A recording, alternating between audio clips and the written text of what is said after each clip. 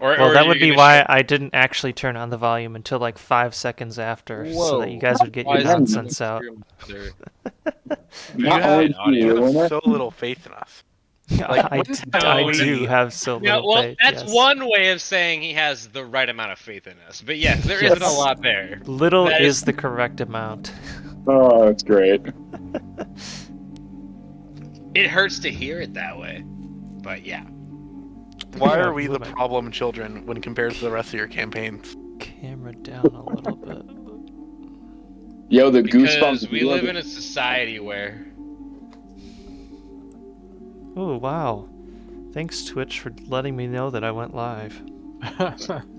Hey, did you know Dragon's Aid went live? You should go follow him at twitch.tv/dragonsaid.com. .tv/Twitch. 11 years Rick and Morty. .zaid at DragonSaid. / Creed Thoughts. I've read some of it, even for the internet. It's a bit much. Where did we leave off? Foundry, more like found a bunch of great friends. Aw, it's unexpectedly wholesome. Am I right, boys? Get fucked, boy. Oh my god, I think it didn't choose me this time. Yeah, who's doing recap and why is the page? August got recap.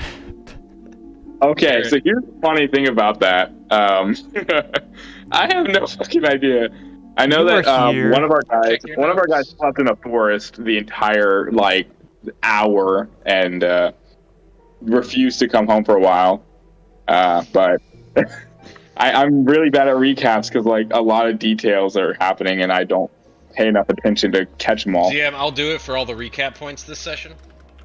Shit. Okay. How about we do half and half? But if you miss something, I'll do it for all the recap points. So, the party located Mort'ton, started having a look around, had a fight with some shades, found a diary that belonged to a now probably dead or maybe just he ran away alchemist from the town named Irby Flax.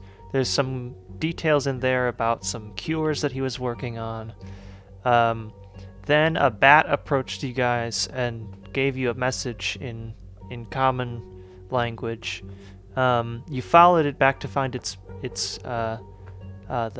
sender of the message, which turned out to be Cyrig Paddlehorn, the very man you were searching for, because he knows where the Meyer key are. Initially started talking to him, but scared him off when Jared did something stupid. That's found him one way of saying. Yeah. Found him again. Reassured him your non-hostility, and he's like, "Yeah, I'll tell you where the Myrkri are if you help out Mort'ton a little bit, see what's going on, see if there's any way to mitigate the disease or something." Party agreed, and then went back there, and I think that's where we left off.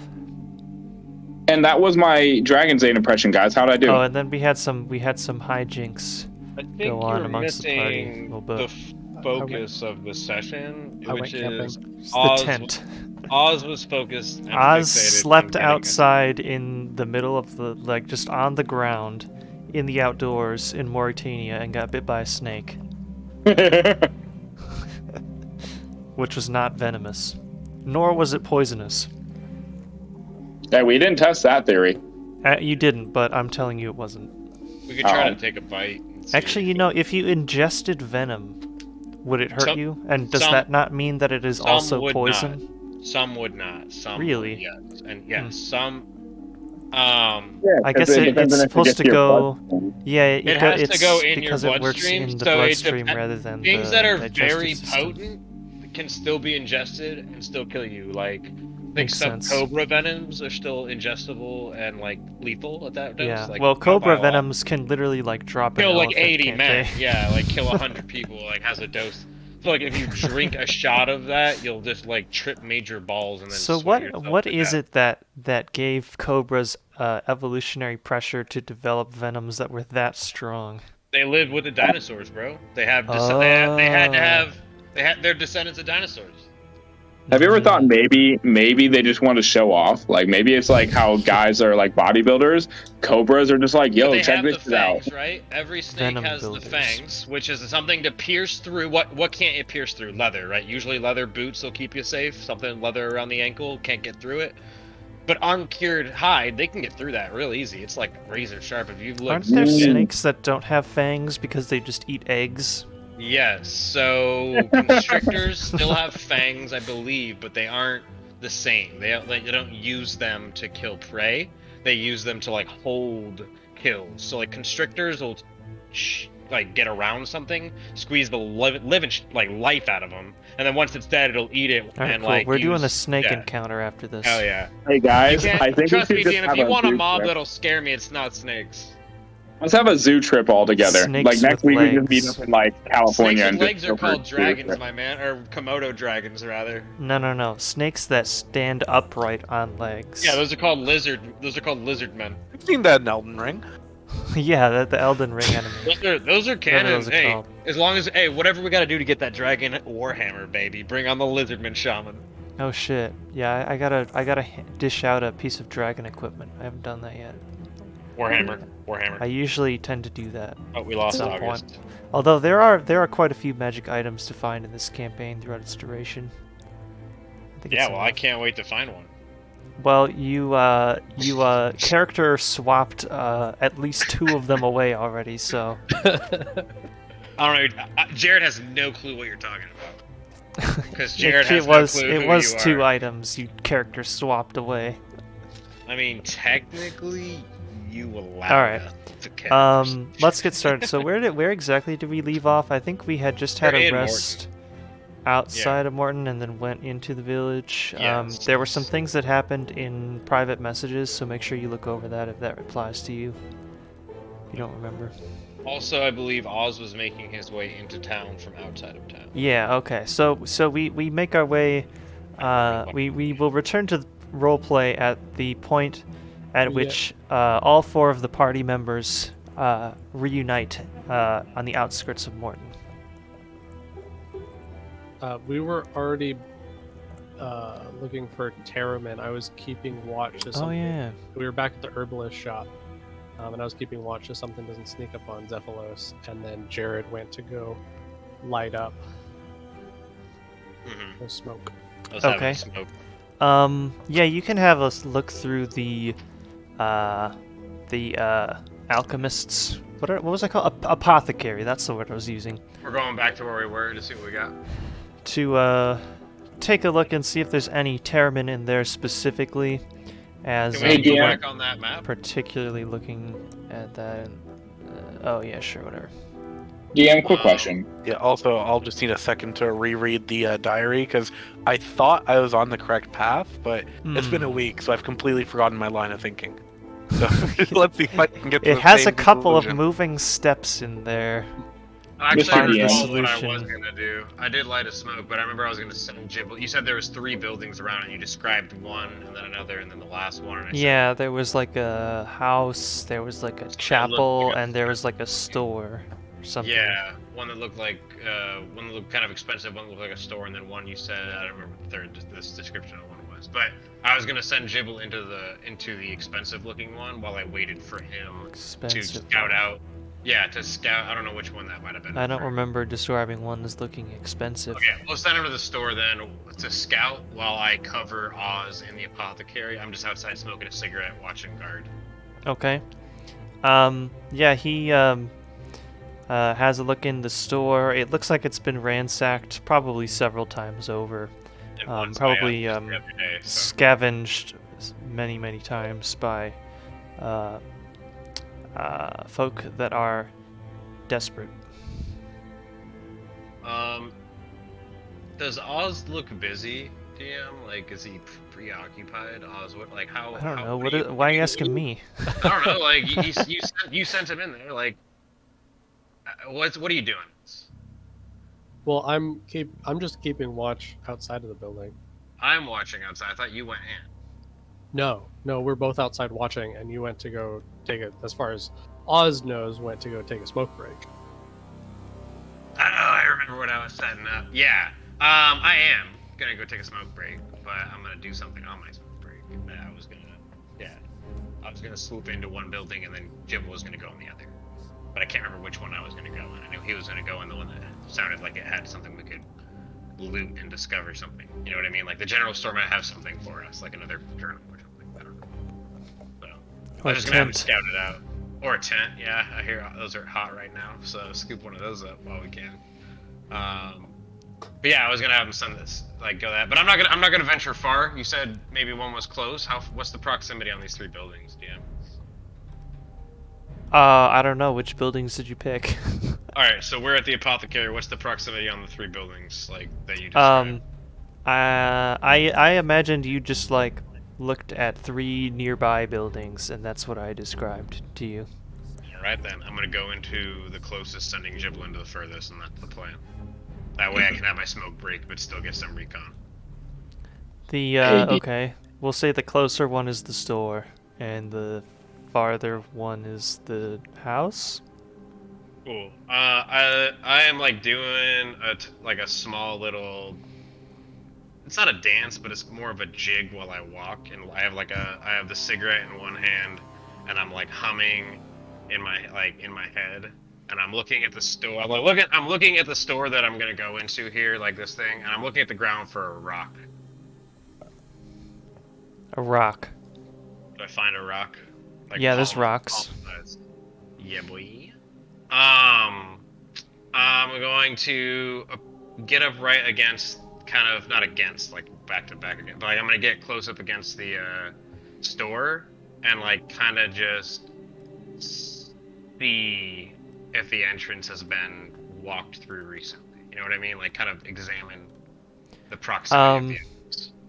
Yeah, so because of the afflicted, which kind of wander about, there are signs of quote-unquote human activity all throughout the village. Right perpendicular to the door, like in or out. Like any foot tracks looking like that. Nothing straight, kind of angled off. You know what I mean? Like anything straight coming in, partial in the doorway, even. No, it doesn't look like. So, actually, why don't you make a survival check for me? I was waiting for it. Possibly not for the reason you might be expecting. Hey DM, quick question. Would I be able to check all my herbs to see if I have? Very fun. To see if I have any of the 3 mentioned, the Harlander, Marentil, or Terraman. I know. I think I checked by Terraman, but are any of mine any of those 3? So, my question to you would be: would you have sought herbs that are not used in healing potions before, and why would you have done that if you did? I would have foraged generally, not just for medicinal purposes, but not specifically. I wouldn't have like known all the herbs here. I'm kind of new to this environment because I'm not from this planet, obviously. So I wouldn't even know specifically. I am in that experimental phase of trying things together still. Why don't you just roll me 3 D100 rolls. D100s. Okay, let me try this. So Jared, while you have a look at the tracks in this area, but also kind of generally around the village, and based on your observations of the afflicted, it's pretty clear that their tracks are fairly easily distinguishable from like ordinary humanoid tracks, in that they walk with a sort of like sporadically, sort of like very sporadically, like with a sort of limp, not really in a very coherent way. So for you, it is fairly easy right now to distinguish afflicted tracks versus healthy humanoid tracks. There are not very many, if any at all, healthy humanoid tracks in this village. And the ones that are around here, you're pretty sure came from you guys. Got you. That makes sense. And they look fresh because that's what I'm thinking. Right. From us. All right. So let's see, Dermo. I did 1 and then I did 2 more, so it's 126 total. Yeah, Dermo, you have a 27, sorry. little bit of, just by chance, you happen to have a little bit of Marintil, Okay. which would be enough to make one dose of something that you may or may not need for one of these cures. Yeah, perfect. Very nice, Dan. Very nice. I'll continue doing shop stuff, but like let them do their thing. Like, what Danny's in the shop still, right?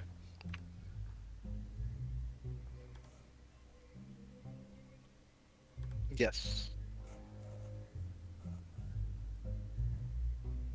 I am ideally still in the shop trying to look for a key thing. Yeah. Do you want to roleplay any of that, or? Yeah. So GM. Yeah. I've typed my notes into chat. Oh dear. But. Oh yeah. I saw it. What Zephylos is thinking, based on the journal, is that the first sign of a promising like ailment relief was a Terramin-based brew, right? Okay. So he definitely feels that Terramin is a contributing factor here. And later in a future entry, Fire Nut, which he explains is just like the ash of burnt firewood, also was very important. Now the Flame Tear, which is the altar, he also thinks is relevant to this because it was mentioned in a previous or a later part of the book rather, that he would need an extremely hot flame source to add a permanence to the cure, and he kept saying how this disease is just like evil, and he'd need something like, he almost mentioned something supernatural, and like there's a lot of mentioned superstition around this like holy flame, so he's like, maybe it has to be brewed up on that altar. Could be, something to be looked after. As a wizard, he's not against the supernatural, right? So that is one thing he's considering. But the one thing that's stumping Zephylos here is that there's a few different like versions of the serum mentioned, and in one of them, it mentions that there was a jump in progress because of an added ingredient, and that ingredient isn't cited. So what he's currently looking at in this book is there's a hidden ingredient that wasn't mentioned. So what he's looking for in the apothecary, besides just Terramin, is he's looking to see if there's any vials that are written like serum whatever. See if he can maybe find one of the serums and try to break it down alchemically. Okay. Because maybe he can try to figure out what that missing ingredient was by reverse engineering and then actual engineer a proper version. Mm-hmm. You know what I'm saying? Because he does have proficiency. Side engineer. Right. Yeah, you can have another look through there. See what you can find. Sure. I better look through my notes to see what would actually be useful and what wouldn't, though. Let me see.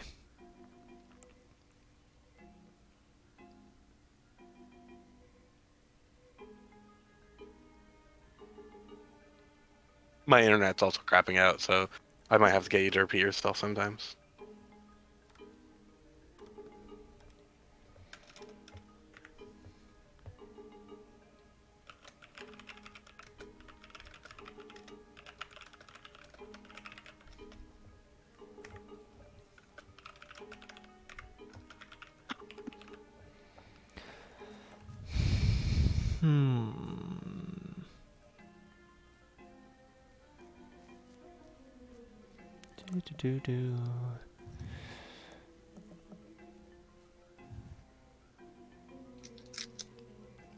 All right. Yeah, so you want to have another look through the apothecary for anything that has labels that have something to do with these numbers. That's what you're telling me.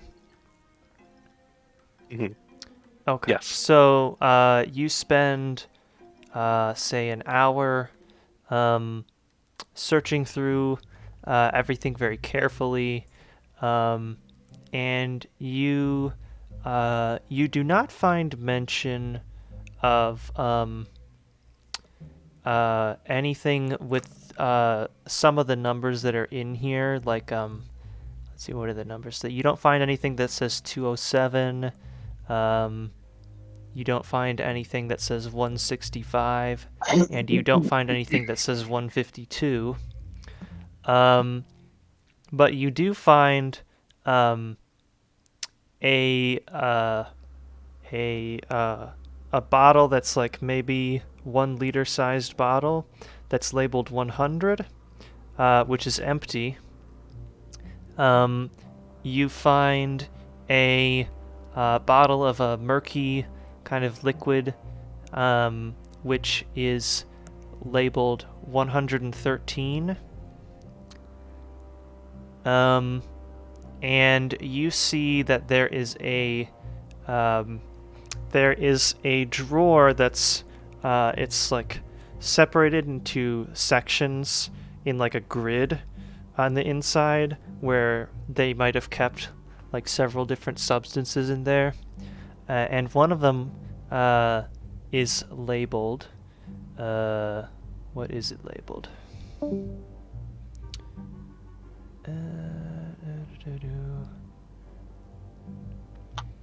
One of those is labeled 52.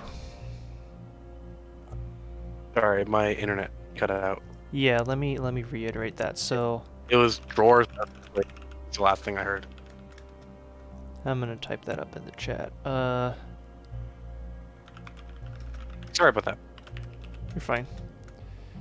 And then... Yeah, for now.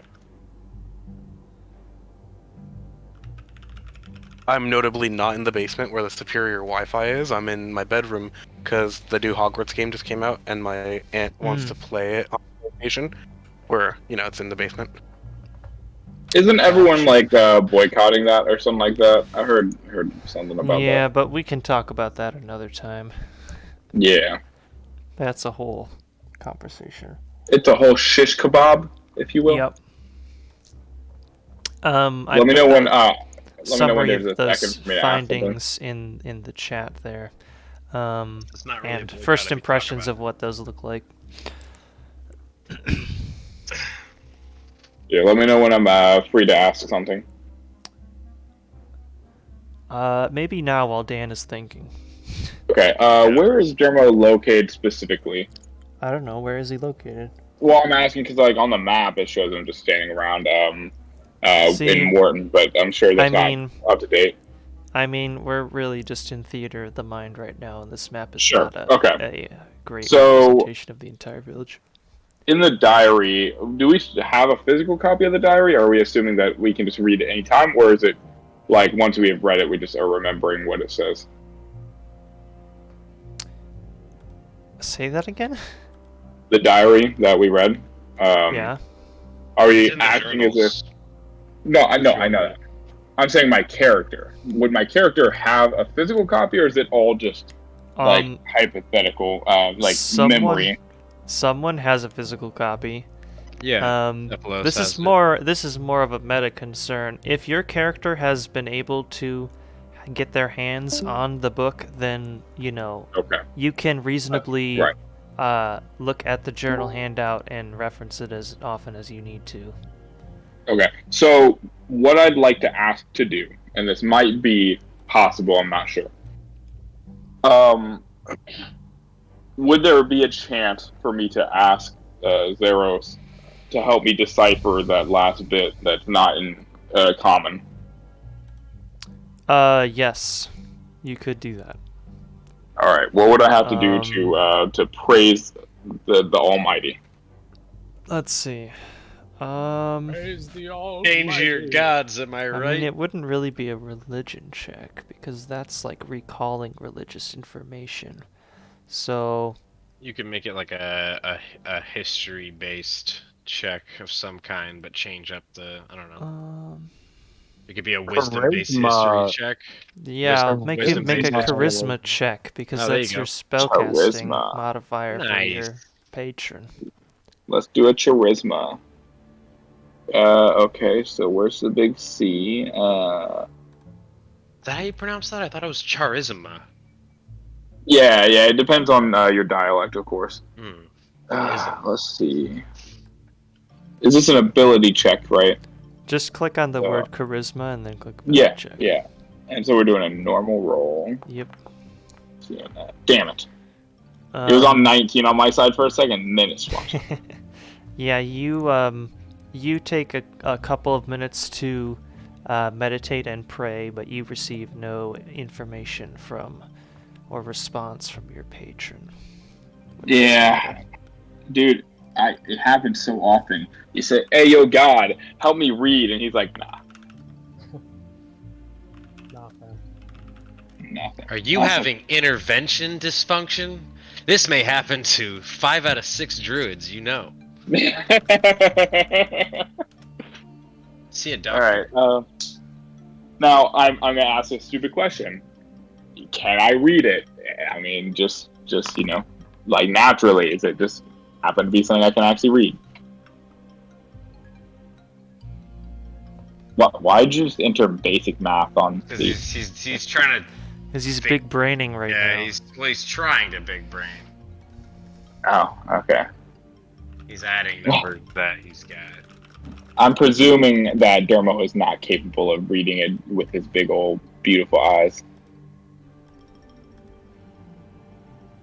How do I see what my languages are? I forget this now.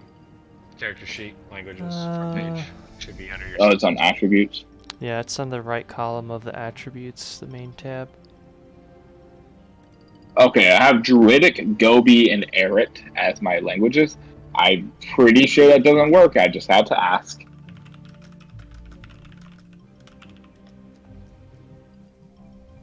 Let me know when we're back at the shop, DM.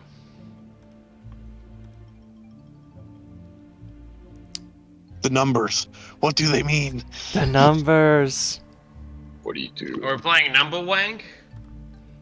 You guys ever play Numberwang? Yes, no, maybe. You've never seen Through the Looking Glass with no one seen Mitch I've Webb? literally never watched movies or TV shows. I don't know even what a movie is. I don't know, like a late 90s British All right, comedy. guys, this might be a little stupid, but hear me out. Yeah. If I added the ingredient in the drawer, which is 52, to the murky vial of 113, it adds up to 165, which I think it might be a coincidence, or it might be the solution to making number 165, which is one of the serums. Is that one of the serums that's in the notebook, 165? Yeah. What does it say about that serum? I mean, I'm not near you, so I'm not gonna say anything. Never mind. Anyways, DM, what am I doing? I'm by the shop. I don't know. What are you doing? So I got the rock in hand, smoking a cigarette, kind of looking at the dirt, seeing what's going on. He told me that I see the pattern, right? You got the rock. Pattern, like, and yeah, rock and cigarette, and I'm like watching the foot tracks, the pattern. Yeah. Yeah. I'm gonna put my ear up against the door of this building and see if I can hear anything inside. You're at the store? Yeah, I don't know what the store is, but I went to the closest building because I'm just smoking a cigarette. I'm just trying to get some recon nearby. Jibble went to the furthest store out of the 3 that I saw. Okay. You don't happen to hear any footsteps in there? Is there any Walking Dead around me?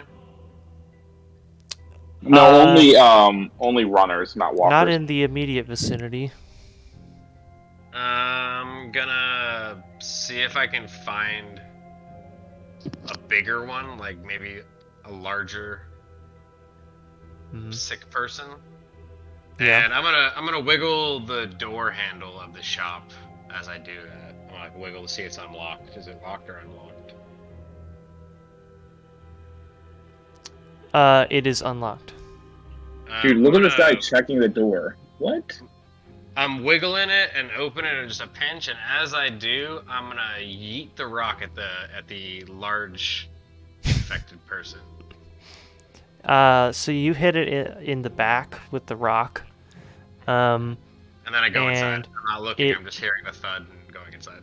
It swings around. Are you trying to like hide in there immediately after? I'm opening the door and just throwing a rock at somebody and going inside. Okay. I don't care if it hits them. I'm just listening for a thud. If it does, and I'll get a chuckle, and I'll continue inside. Yeah, it lets out a grunt. Yeah. And I'm inside. you hear some like footsteps kind of like moving around at like a brisk walk for several seconds. And then it goes quieter again. Cool. Is there a front window of the shop? Can I look and see that he got closer to the door?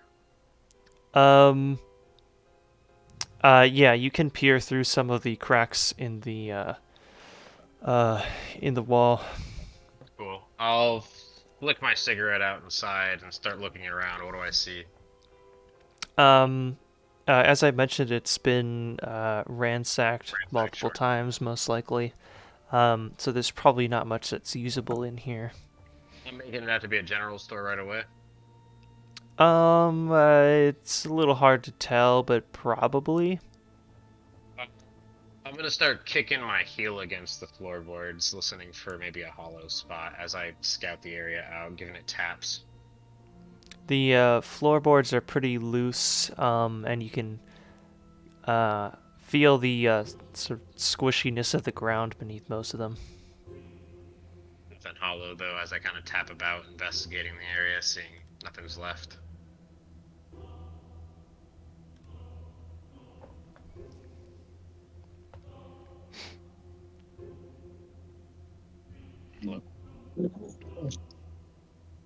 These are really hard math problems here.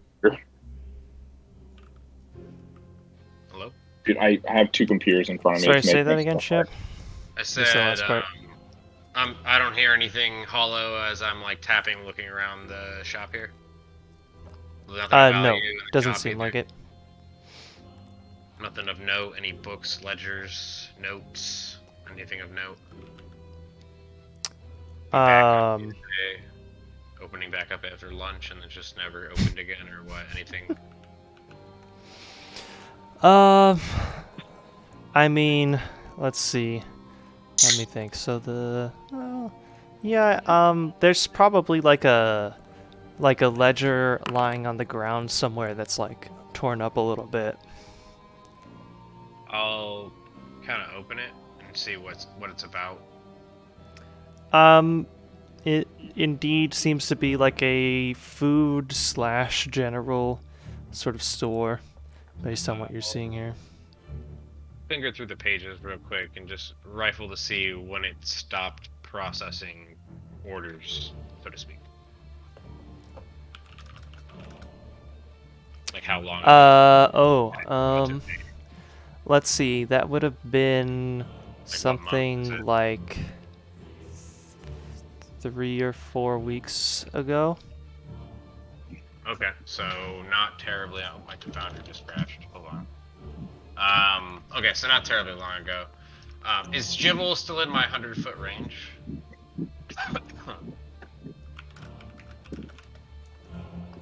Yeah, he's around.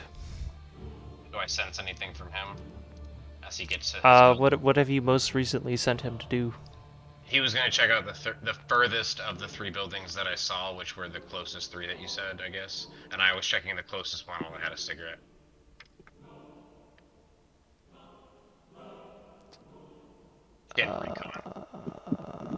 They're checking out the apothecary since we've already scouted that out. I'm scouting out local things, see where Zephylos can go next. Yeah, I think the next building that he had reached was another like a small home. There are many of them, obviously, around the village. Anything of note that Jibble can rifle through to see dates, kind of story, journals, anything like that? In the house that he's in? He might not be able to pick it up himself, but like anything... How many average people are keeping journals? Probably not, but I mean probably like, not a lot of them. Probably none. But like you might see a journal. You might see a journal in a home of somebody who's like a shopkeeper, as opposed to like their store. It's their store ledger. You know what I mean? An apothecary having a notebook full of cure possibilities while there's an ongoing pandemic, very much like a doctor having a bunch of scribblings. You know what I mean? Very much in theme. Somebody having a personal note of what's going on of their day-to-day life as this plague takes over. Probably not someone literate, but there is probably literate enough people here to. There's several shops we've seen, so Right. maybe I'm thinking I'm in one of the areas where someone's literate enough and also cares about their day-to-day being known, like the apothecary journal here. Yeah, there doesn't happen to be one in this one. Yeah, I'll have Jibble look for anything of value to essentially bring back. And then I'm going to make my way. Is there a back door on this shop? Yeah. All right, cool. I'm going to unlock the back door, making sure that is good to go. It's ready to go. Okay, yeah, it is. Yeah, and then I'm gonna like open it just a little bit and see if there's any Walking Dead outside the back door.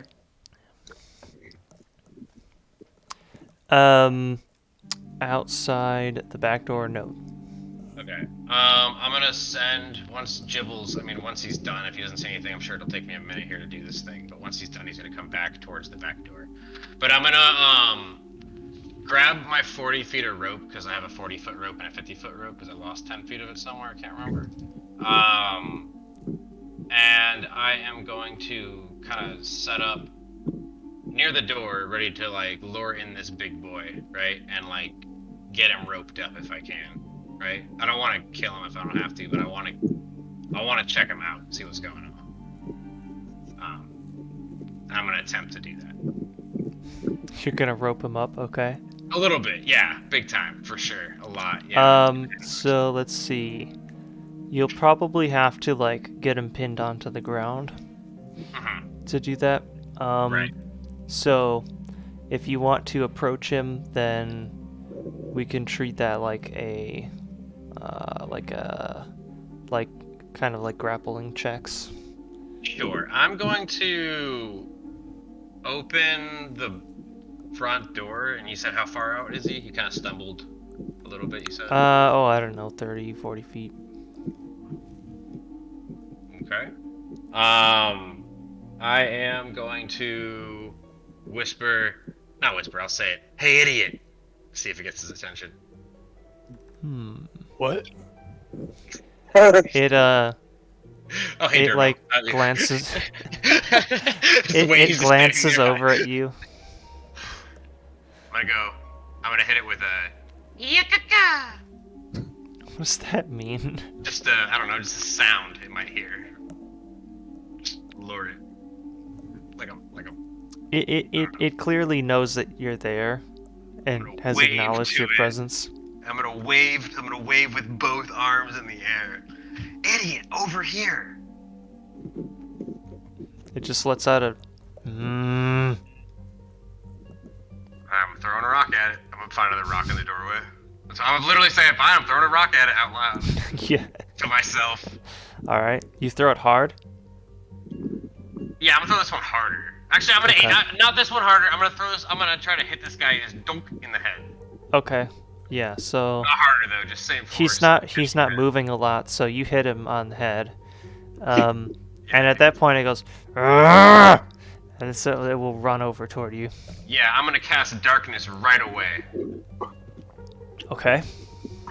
Like right in the area between the two of us, and I'm gonna start stepping back towards the exit that's open. I'm gonna scout out one more time. I don't know if it can see through darkness. I don't know what the hell this thing is, right? Me neither. Let's see. Okay. I'm just trying to learn really right now. Mostly from a meta standpoint. But as the darkness is going, I can still see through it. I have Devil's Sight. Right. But I'm going to peep that back door still open. Still good, still clear. Uh-huh. Alright, I am going to break off the tip of one of my arrows, and I'm gonna load it into my short bow and try to get it right in the chest, just knock it on its ass. In the doorway or wherever it is, a couple feet from the doorway, wherever the darkness is. You know what I mean? Okay. Yeah, make a I guess athletics with advantage, because it's clear to you that it cannot see in the darkness. Oh, cool. That's good. It's kind of like still blind makes it fun. I don't know wandering what's going on. its eyes around. Oh, wait, I need to make it do one. Hang on. Yeah, I don't know what I rolled, but it's still blind. I should take Doo-doo. that off, but it's Oh, making that's me kind of great. exciting. Okay, so you It's won. blind. You're blind. You managed to wrestle it onto the ground, lying face first. I'm gonna hog tie it, one leg, both arms behind its back. So it's going. And I'm looping the last bit of rope around into its mouth. Yeah, and I'm going to drag it with its free leg back into the shop, closing the front door. Is the back door still free? Yeah. Alright, I'm gonna leave out the back door, and I'm gonna just walk up to the party. It is like flailing around like a fish, Yeah, that's and fine. like So I'm just gonna close grunting the and door, screaming. leave it in there, not a problem to me, and I'm gonna walk back to the party at the apothecary. I'm lighting up another cigarette. So, you seen Jibble? I'm gonna say to Oz. Point to the last place I saw Jibble. So yeah, that's where I thought he went too. Weird. Anything interesting happen while I was gone? Nope. I'll lean up against the wall. Nah, nothing. Smoking a cigarette. I'll lean in and look at Zephylos inside it. What's he up to? Zephylos is doing math and calculations. Is it apparent? Oh yeah, he has like a I'm piece gonna of open the window and be paper. like, "How you doing, Zephylos? You good?" Yeah, I think I'm on to something. Alright, you stay on it. I'm just closing the door. It would go over my head anyways. I've gathered that. I call out. I'm like, actually, could you send Dermo in here? Yeah. Oz, where's Dermo? Can I hear this? How far away am I? Yeah, where'd he go? I don't see him in proximity. I shouldn't be anywhere too hidden. I mean, Yeah, I he wasn't was, like nearby within Okay. eyeshot. Oh, hey, Dermo! Wizard wants you. I'll With immediately my hand head over there. gesture in with a cigarette puff in my throat. Yeah, I'm there. Yeah. Hey, Dermo. Good morning. Yeah. Hi. Good morning. Okay, this is going to sound very, very bizarre, but Okay. I think I have the formula to make serum 165. What makes you so And- sure of this? Oh, nothing makes me sure, but there's an ingredient here, right? Okay. Called 52, right? What is 52? Huh?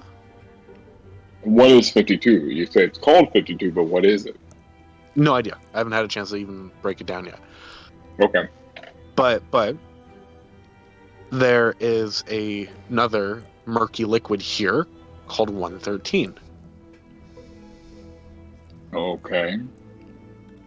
Now, if you add these numeric values together, they add up to 165, which I think is a little bit of a coincidence. Right. So, have you tested this in any capacity, or are you Well, I just have limited adding substance. the I want to numbers? bounce it off another herbalist, you know? Right.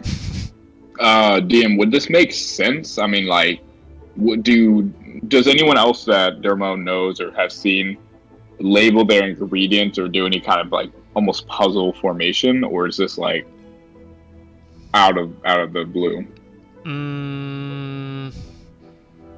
I'm trying to consider how meta this question is.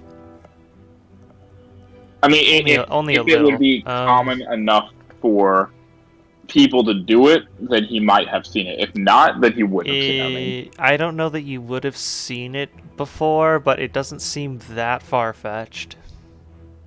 right. Okay. Well, Okay. because here's the thing. Assuming this wild theory is correct, right? Right. The final mentioned potion that like was almost perfect except it lacked permanence is 207. Now, Okay. there's no combination here before me that adds up to that number, from what I can tell. Now, I'm not a mathematician. Arcane formulas and literal formulas are two different things. But I'm wondering what jump happened between 165 and 207, which the difference, by the way, is 42. So if you find a vial labeled 42, you bring that to me immediately. Obviously, DM, have I seen any vials or anything labeled as such to this point? No. Okay. Now, it also could just be a random ass herb or formula, right? Right. Like this solution, this 52 solution, might be a mixture that brought him from, one point to another, and he just named the mixture a number, to keep track of it via math, right? How much supply do you have of each of these? I have, in the drawer, I found one vial of the 52 skunk, right? Right. And that's a question for the GM. Yeah, you found one vial of the one. Was it? There was one vial of murky liquid, which is labeled 113, and then there were some sort of little scraps of some ground up material in the section of the drawer that was labeled 52. Let me try something really outlandish. No, and outlandish in this campaign? No. And no. Unheard of. Sorry, I'm grasping at straws. I just want to double check that I'm not an idiot. I'm not. There is no clear division that leads to 42. Right. My partner handed me a bowl of nachos. What do you have right now? I guess I'm outside. All right. What would be? Let me read the passage. One more thing. Let me read the passage where he talks about Serum 207. Right. Possibly last entry. Solution 165 revised to 207, which gives yet longer term but still not permanent relief from the affliction. Cure works best with agitation and warmth. A more pure heat source would provide permanence. So hear me out. Maybe the secret ingredient to bring it from 165 up to 207, or even the perfected version, which doesn't have a number, is because they used the wrong heat source. The one thing that this alchemist didn't acknowledge is the possibility of supernatural presence. Exactly. Mm-hmm. So maybe whatever brought 165 to 207 is irrelevant. We need to bring 165 to the actual cure using this super fancy supernatural holy flame that's been mentioned in this diary 3 times. Okay. My main question I have to that is, what is your hope with this? If we only have enough for a single dosage, should we spend time to figure out the components first so we can mass produce it? Or would you rather create a single dose to test to see if it even works in the first place? I would personally rather... It's a bit of a tough decision, but with the 52 serum and the 113 serum we do have, I'd like to study it a little bit briefly just to see what makes it up, so that if we fuck up, we can at least try to do it again. Right. Well, with that said, can you help me with that? I can try. I mean, this is a large leap in logical progression. I mean, of course, these numbers could be completely irrelevant, or they could be, extremely relevant. So, I'm absolutely available for any questions you may have, or if you have any requests for assistance. I very much am ready. Well, no, I meant more so what I need your help for is you've demonstrated herbalism skills. Right. I'd like your help doing the actual litmus tests and such to determine what ingredients are present in these vials. That would fall under the second half of what I said. Is anything you'd ask of me? Yeah. So that's specifically what I need help with. What do I have my herbalism kit on me? Is that Yes. on me? Right. So could I do as he's asking in a small enough quantity as to not, obviously use up any of it, or would it have to use like a noticeable amount up to?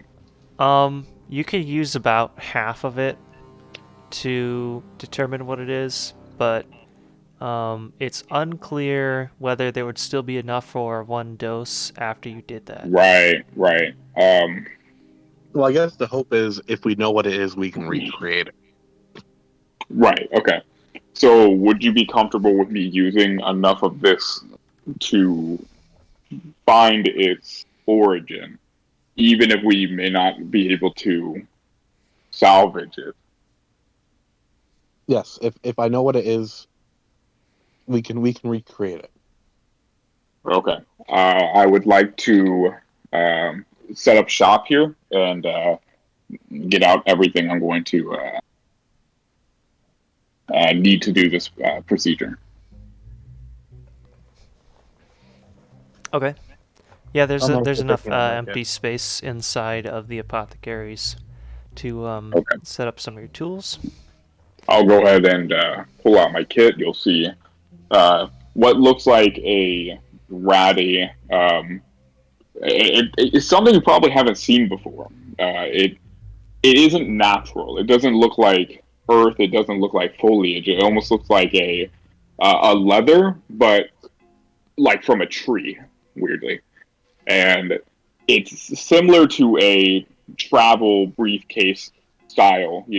Has a latch in the middle that I can open, and when it does so, there's all sorts of implements and things inside that relate to herbs and different measures and things like that, all held in almost a vine-like netting that holds it to the box itself. But tight enough that it actually doesn't make any noise whenever I move. Surprisingly, it's very well made to each of the implements inside. And I will set up and take everything out as well as I can with the space I have provided.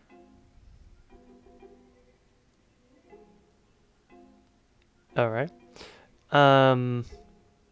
So let's have you do a herbalism kit check. Okay. And Zephylos is also proficient, isn't he? So he can help you to give advantage. How do I click on it? Because under my tool proficiency, I have it and everything. Good question. I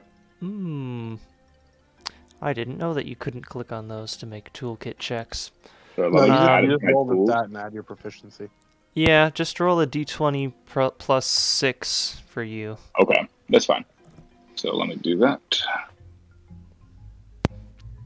D20, and you said plus oh, 6. with advantage. So KH means keep highest, I'm assuming.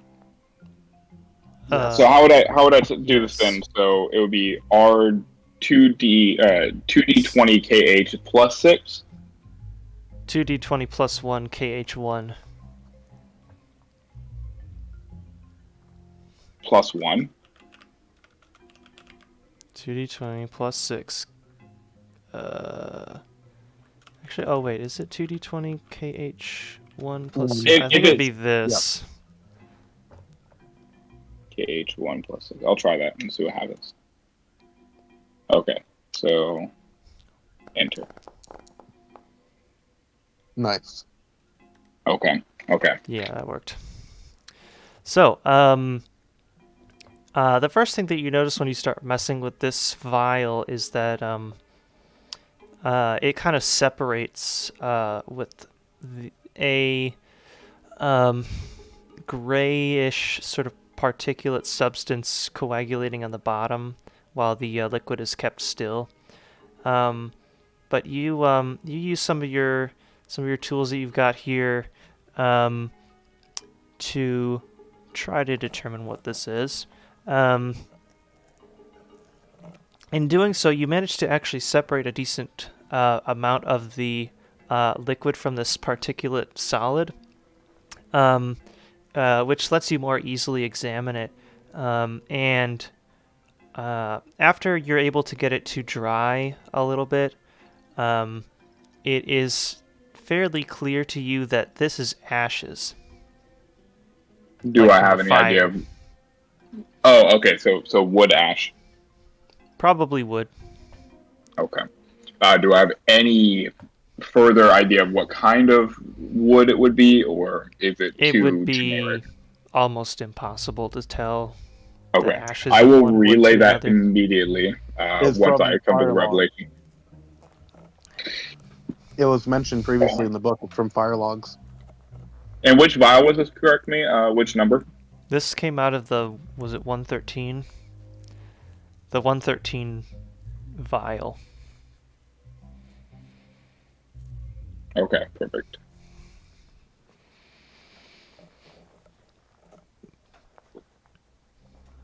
So I will defer to him with that information immediately.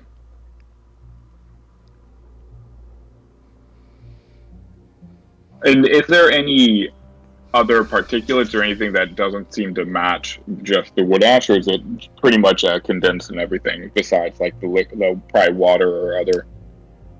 No, it seems pretty homogeneous. Okay. Does this help at all, Zephylos? Does it seem to follow your train of thought?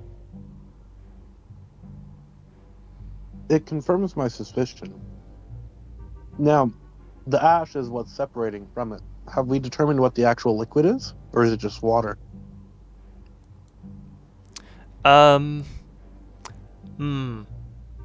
It doesn't have any noticeable odor, nor does it seem to react with any little, like, testing sort of substances that you mix it with, which would indicate to you with somewhat confidence that it's probably water. Okay. Would I be able to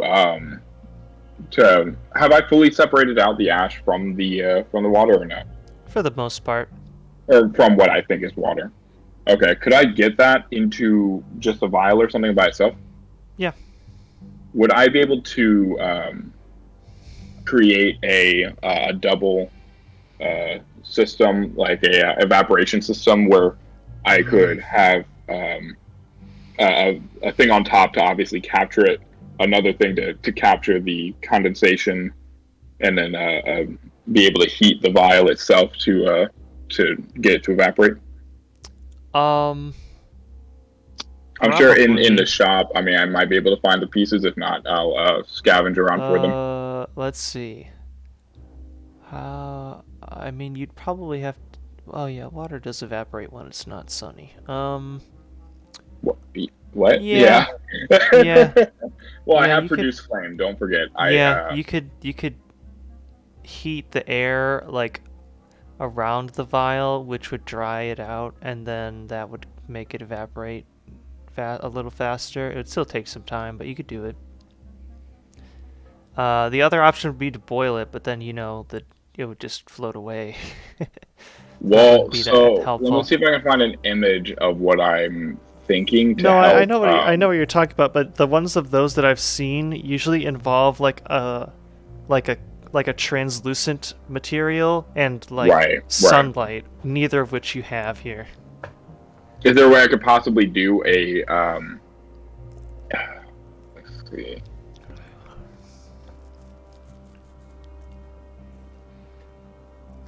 Okay, I'm gonna see if I can send this image, because I'm on my phone, obviously. So I'm sending it on my computer through Discord to you. Why did it open Steam? What the hell? That's not what we're supposed to do.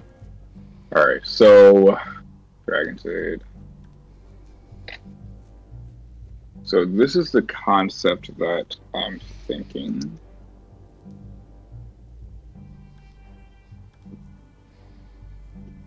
Oh dear.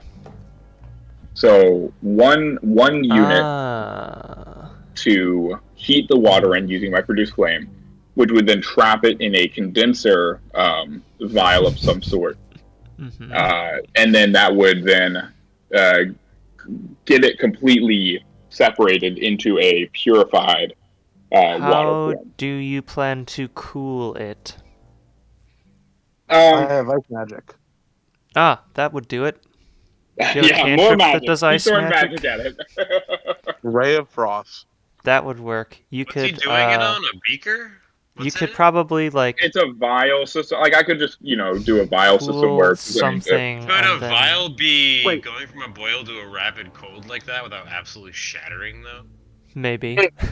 Let's see if what can we find? Let's just cold. be a little bit extra. This is. I have something What can that's we less find around volatile.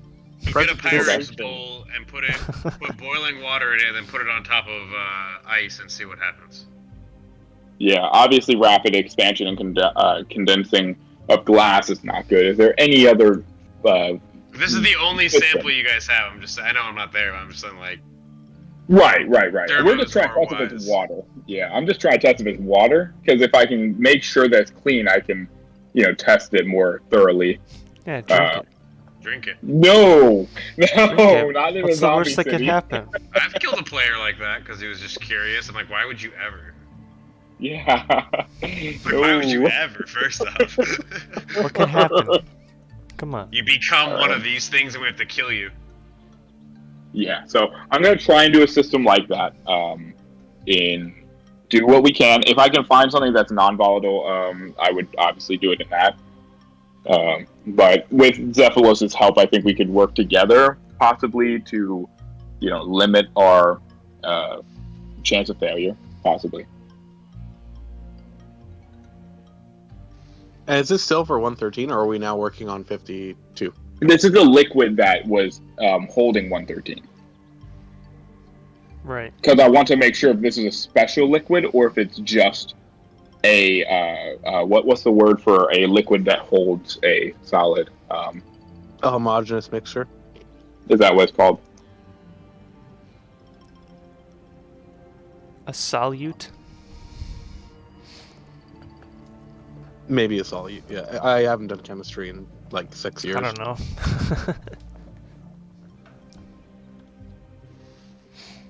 I used to do organic chemistry. Now look at me, I'm an idiot. Because I went into banking. That explains all the math.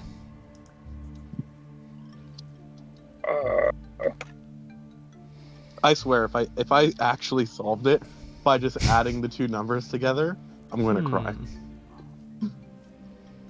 Why does this keyboard suck so much? What the hell? I don't know. I mean, it's running off of AAA's, so. Jibble would probably be on his way back by now after all this, and he's gonna head back through the back way of the shop. Mm-hmm. And he's gonna gander in through that back door to see if Dude Boy is still hogtied. He should be. Yeah, he's still there. You could hear him yelling the whole time. From where Oz is and we're standing? Depends on how far away you were standing. I mean, we're at the entrance of the apothecary. Is this something we can hear from there? I thought it was a nearby building, wasn't it? Yeah, it was the closer building, but I mean, I got a rope in his mouth and he's hogtied. Oh, true. I don't know how much noise he'd be making. That's fair. You could faintly hear it. I imagine he'd lose energy, not gain more, as he was left alone in that condition. So he's probably gotten quieter, even. But, yeah. The ways of hostages are beyond Jared. So who knows what he's doing. But yeah, on his way back then, I'll reunite with Jibble, and I'll send him inside to listen in, I guess, so we can relay. I don't want to be in there, it's crowded, and we're supposed to be watching guard out here, so let's have him listen in and see if we can be ears, listen in and see what we can hear and help with, at least.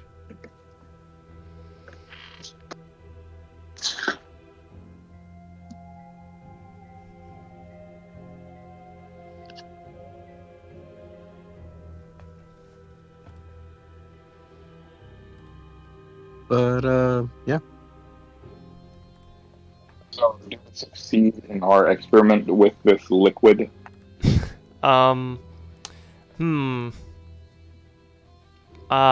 Keep in mind, we are another. two extremely smart and handsome men. Make another herbalism check. No One of us advantage is smart. this roll, time. And one of us is wise. One of us is wise and we don't know which it is. One of us you is said wise without and the other advantage? one's very big and strong. Without advantage this time. Without it, okay. But still, my +6 from the herbalism kit? Yes. Okay. Go on. Wonder what that could be. Yeah! Hell yeah. Amazing. And it's gonna be the well- most basic answer that we already knew. You managed to heat the liquid. That's the easy part. And then using some ice magic, you cool down some chunks of some like little chunks of stone, which you then press against some of the glass, so that the glass won't shatter immediately. To cool the liquid back down and extract the pure liquid. Magic. Amazing. Does the liquid have any noticeable smell? No. Would I be able to put a small amount? We're getting there. Would I be able to use a very small amount and put it on any living matter, be it like a leaf or something I can grab quickly from like bush to see if it reacts? Yeah, you could do that. Okay, what happens? A whole lot of nothing. Okay, does it act All right. and look and smell and everything like water? Well, the smell of water is not Water really. smell. I'm smelling my water right now. Doesn't really smell. I'm gonna smell my water. Hang I on. smell my cup more than I smell my water, and it smells like I don't metal. smell any. It smells like nothing. I have a metal cup, Good. so that's the only reason I can smell my metal cup. All right. Yeah. I'm more of an adventurous Barely. scientist of the two of us. I'm gonna get Yeah. a little bit and feed it to Striggy. You just Oh, tricky. shit. Okay. And I'm going to use my action to see and feel through Oh Striggy's shit! No, senses. Jibble's there. Jibble's there. He's right in the room. I'll send him in. Be like, I'm sending Jibble in. Whatever you need him to drink, he'll suck it down. And he's sitting there with his mouth open, pointing at it with his hands. wants to it. I'll get one of those like the droppers, and I'll drop a he's single, ready. single drop into there, and You're giving I'll it even- to Striggy? No, No, Jibble. Jibble's ready. To Jibble. Okay. I'll give How him much Jibble. damage? How much damage lab do you have? rat. How much damage? Yeah, what's Jibble taking here? Let me know. No damage, but Oh. can I get Jibble to make a Constitution saving throw? Yeah, and I think it's still blind because I haven't changed it. Nope, I did change it. I Nice. still haven't changed it. Nope. Okay. Yeah, what's Jibble think? He's fine. It tastes like normal water. He's Nothing- gonna point. nothing He's gonna point at conspicuous his about it. mouth again. And open it. This is the first time we've had clean water in Scientific God knows method, how long. GM. We put 2 more drops into it for a total of 3. He's gonna tilt his Okay. head. He's gonna tilt his head and look at you, and then scratch his head, and then with my voice, he's gonna go, "That's fucking water." Are you trying to nourish my familiar, Zephylos? And I'm gonna open the door and pop my head. Why are you trying to nourish my familiar? Skibble, get out here! And I'm gonna like point out like a dog and have him get out here. Like, if you get water, it says I give it to you. I'm gonna open my Alright, bag and so- have him jump back in. Like, I'm sorry about that. Are we pretty sure that this is purified water? Yeah, I suppose. Because water. that's a good I thing mean, to consider. Jibble's too. had Back when they don't water have- before. He knows Right, but water what kind of is. water? Because there's creek water, there's ocean water. This is probably distilled or purified, and we need. Would I be able to which. sense that through my familiar if it was like taste like fresh water if it was? Because we don't have bottles He of water in Gillinor. He could obviously. express to you that it did not have a foul taste. So it tastes like Right. That's better about than it. water, better water than we're used to drinking. I What are don't you know doing? that a well. We probably drink well water at best. It's got a very earthy kind of Yeah, Taste tastes like to it. iron. Anything you're using for potions, I'm telling you straight up right now, is boiled because you need like distilled water Yeah, to you need that be pure. deionized water. Yeah, it needs to be pure Right. so that it's not contaminating your ingredients. Yeah, you have to pay extra for the low pH, like Yeah. 9.5, Yeah, 9.4, I whatever. only drink Like pH 8 Fiji water. water. Yeah, you Drink shouldn't. alkaline You shouldn't. water. You shouldn't. But yeah. Yeah, I'm gonna Okay. the rat will get upset that you're giving him like really clean water, and like I will rather, and then he's gonna leave. He gets mad. He's like, I don't "How even dare drink you water treat me this right?" pure, and it's like Jibble's walking out on all twos, but with just his two back legs, but like with my voice raging. Like I don't even drink water this good. Why are you giving it to my fucking familiar? You've lost this mage has lost his mind, and like the door is closing behind him as he gets in my bag. Yeah. So I should have given it to Striggy. Well, Right? you still can. You Yeah, still plenty. can, I How guess. much- It's fresh water. How much do we have of this? I only drank 3 Well, drops, it's- so it's most of it half still. Of It's it's you half could, of the total. you got like a several sips worth. Like human sips or birdie sips? Because if we're Human gonna give some to the sips. bird, okay, yeah, give Several some to the bird. Let's human-sized sips. yeah, Well- do it to the bird too. That way we can have two sources. Because what if like imps or whatever that thing is immune to? It's called a rat. Yeah. Sure. Yeah. What if rats are immune to this form of bird or poison? So let's test it on a bird too. I mean, worst case scenario, we find out. Look over at All Oz. entertaining, Dermo. Yeah, I I look mean- over at Oz and I'm like, they're just boiling water inside. What is going on? That whole commotion, they're just boiling water. I'm lighting another cigarette. Go ahead, continue. It's called science. Yeah, I'll give a drop to Striggy, just to be on the safe side. Yeah. But I'm going to do the familiar thing of like feeling through their senses as they're drinking Yeah, it. that's what I was doing too, though. Yeah, that's why I was using my voice. We gotta have two sources of death. If our Confirmation. bird Yeah, that's explodes, science. You got to confirm it through different. Go if our ahead bird and explodes, I'm Test, gonna be so retest. scared of Have your him- rat. I will have be. him- Oh my god. have him make a con save. Can you make it a blind roll? Yeah, It's just more fun imagine that the way. bird. See, we had literally a just hypothesis, and then Jibble gave it, more plausibility. It's a theory now, and now you're going to confirm that theory through your familiar, and now we have the science. That's the scientific method, Well, boys. isn't theory the highest rate you can get in science? Like, isn't it like really hard to get a thing to a theory? I mean, it takes Well, like lots of confirmation, it but sure we don't have tastes like water. we don't have to a lot me. of peer review. Yeah, this is as good as it gets in terms of theory. Yeah, in Mauritania. Striggy is fine. It tastes like water. Cool. Good water or like average? Pretty good water, actually. It's warm though, so it's like kind of weird. Oh, it's not fancy enough. We're for used to fucking warm Striggy. water. We've been Well, trekking 'cause through we a just swamp. boiled it. It is. Yeah, no, I think that's fair. We did just boil the water, so. So, But he's still a little bitch for complaining it's warm. But, we don't have refrigerator.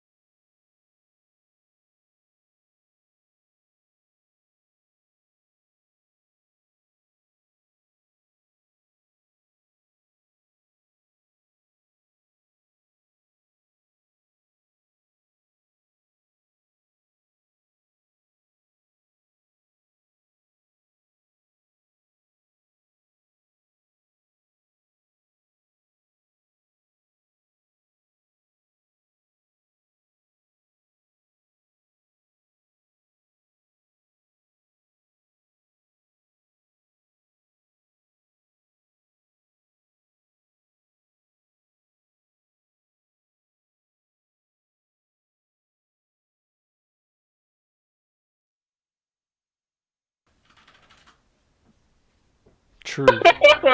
Yeah. I like it. I like it. Did I unhear that? Yeah, you'll never unhear. That's gonna live rent free in your head. Where do we leave off? You had to Rick go do picking. something. Oh, okay. So, you guys determined that the liquid in the vial of murky Water. liquid that was labeled 113 was water, and the solid in it was ashes. That's where we left off. We would like to determine what's in B52. B52. File 52. Okay. He was making a B-52 reference, I think. Oh! So similar process, but for that. Yep. Okay. Go ahead and give me.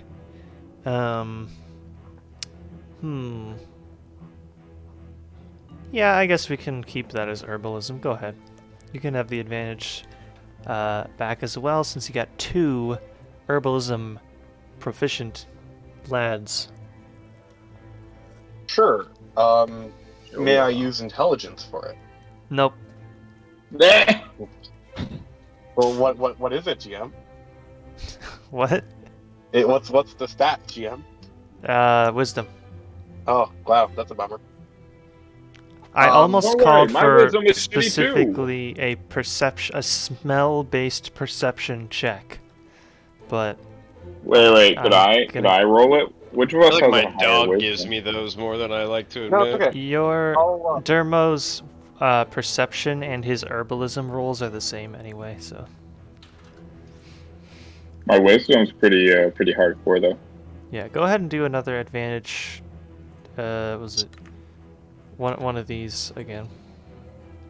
I'll let him do it though, because if I do it all the time, then that means that we're gonna keep winning. We have to have a little. I'm not Fair enough. at computer, but could you do it for me? It's a +2. It's the same roll, but +2. Okay, so same roll, but do a +2. I got you. I have a I negative wisdom, understand. but I have proficiency. I understand. I'm doing it for yeah, him. Yeah, you can roll it for him. That's fine. Okay, so K8 you get a nat 20. +2, and send it. Oh wow, everyone's cheering. It's not bad. I mean, it's pretty average. Oh, you Wait, did. I only rolled 1. Yeah, roll. Just hit So- do the same roll again. I was gonna say hit up enter, but I don't think you're on your computer. I am. Up enter. Okay, that's even better. So yeah, There you go. there you go.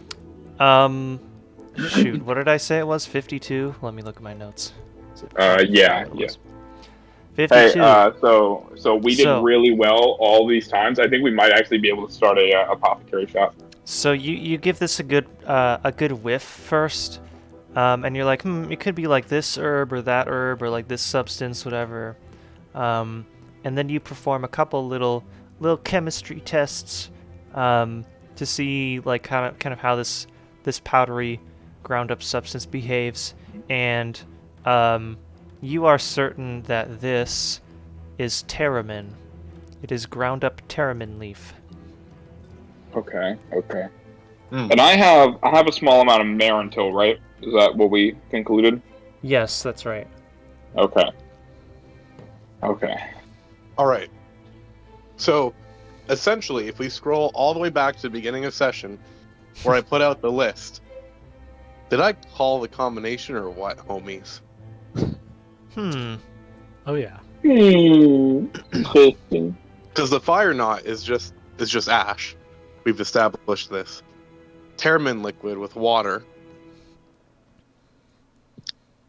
We just need a proper heat source. That's the only thing missing, from what I can tell. So, with this discovery, I'll bring Dermo out to go see the others. And I'll say to the Canifis pair, so my hypothesis seems like it was correct. I show them essentially the message I put in chat, just in like on a list, on a paper I have. I say, after reading the diary, this was my guesstimate of what the serum was made of, and through our tests, we've isolated each one of these ingredients. I think the only thing left to do is to go to the Flamatar, the altar, and boil one of these bad boys up, and maybe it might be a cure. So You're saying we that have out to all of the us. ingredients to create the 165. Is that correct? Yeah, I think what will turn the 165 into the final product is cooking it at a proper heat source, i.e. the fire altar. Right. Well, You're where back is outside it? saying that, Zephylos? Yeah, I'm saying that to everyone. Have we Um, seen this this altar yet or no? I'll ask what Flametar is. You said It's Flametar, what is it? It's a local shrine, from what I can tell. How local? Fairly local. I'm not at the book, so I can't read the paragraph, but I mentioned that he, like, I pretty much reiterate what's in the book, and I say, it's isolated to Mort'ton. I don't know exactly where it is, but it's a holy shrine. I don't like shrines too much, and what I have experienced with them hasn't been good experiences, just negative areas overall. A lot of shrines are kind of have bad auras around them. So maybe we find out more before we start digging around old shrines. What is there more to find out? I don't know. Is this Flamtar is obviously news to you? Is this something that I've never heard of either? And I've lived in Mauritania my whole life. I'll look at Oz. I'm gonna say, you ever heard of a Flamtar? Oz will shrug. Not so much. Say maybe someone knows. We should. I mean, what's a couple days if it means we don't walk into some ancient magic that we don't know or understand? Seems like there's a lot of that going on around, and I'll kind of gesture to the Walking Dead. What's a couple extra days to feel safe? Unless you feel like there's no threat on the way. Like you don't even know where it is. I mean, I don't have the rations to survive out here for a week wandering in the swamp. I'll look at Oz again. You? Well, luckily, I know a wizard that's familiar with the area, so we can just simply ask him. I'm gonna say, right. I'll let you talk to him. I'll just say hi. Yeah, maybe that's for the best. I'll start rolling up a cigarette. Say, Okay, what's the plan of action? I mentally tell Striggy to stay here with the pair and make sure they don't get into trouble. Say, do you want to check out the infected at all? No, I don't want to go near them, unless it's a final resort. I mean, even if it's safe? I trust... And I'll smirk at him. I trust mysterious altar of magic more than I do literal plague. So, no, we're not going near them. Say, okay.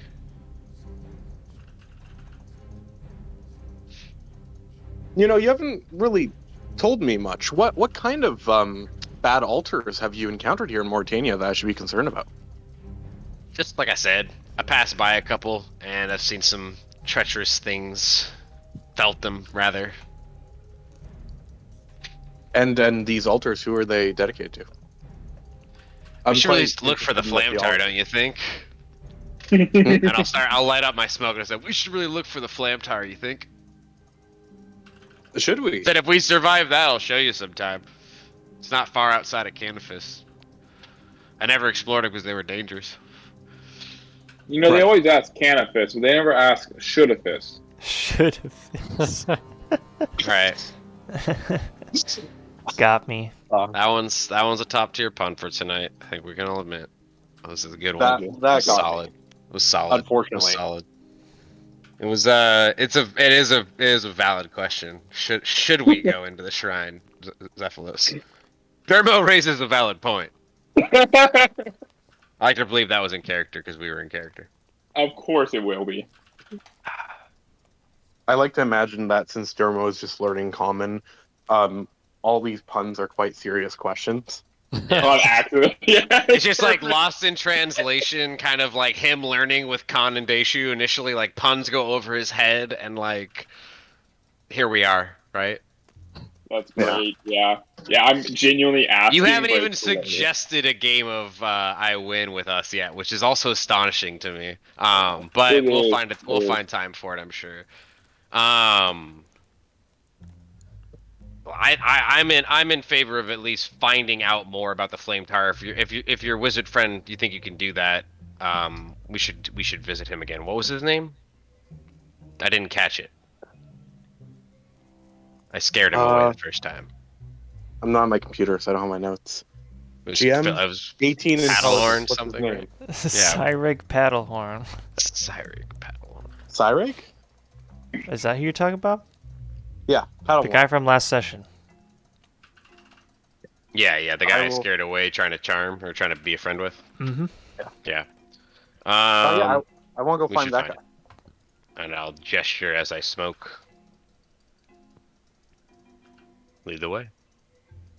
Yeah, I will lead the way back to the tent. Mm-hmm.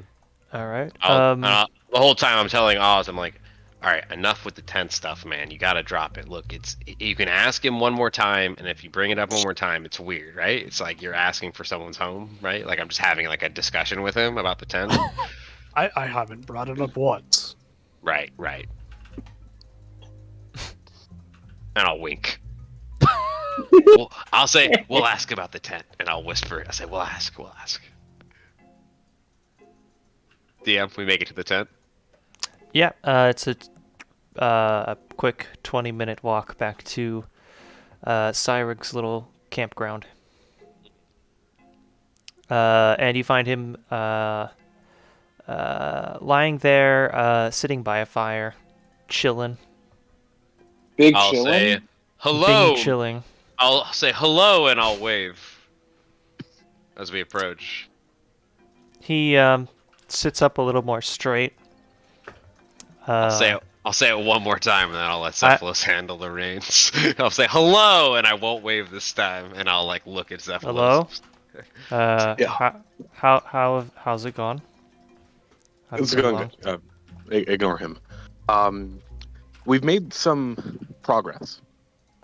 Oh, what is that? We've actually used our herbalism knowledge to deduce a serum that was being worked on during the height of the plague. But there's one kind of missing component. I was wondering if you can fill me in on some context. Okay. In the apothecary's journal, he mentioned some type of shrine or altar known as the Flame Tower. I don't know any of the local lore. Do you know anything of it? I believe that is just a couple minutes walk north of the village. There should be a small trail that leads up that way. As for something about it, not really sure. I think the rumors are that it was dedicated to some kind of pagan or elemental power of some kind. A little far-fetched. I'll literally say, told you, as he says that.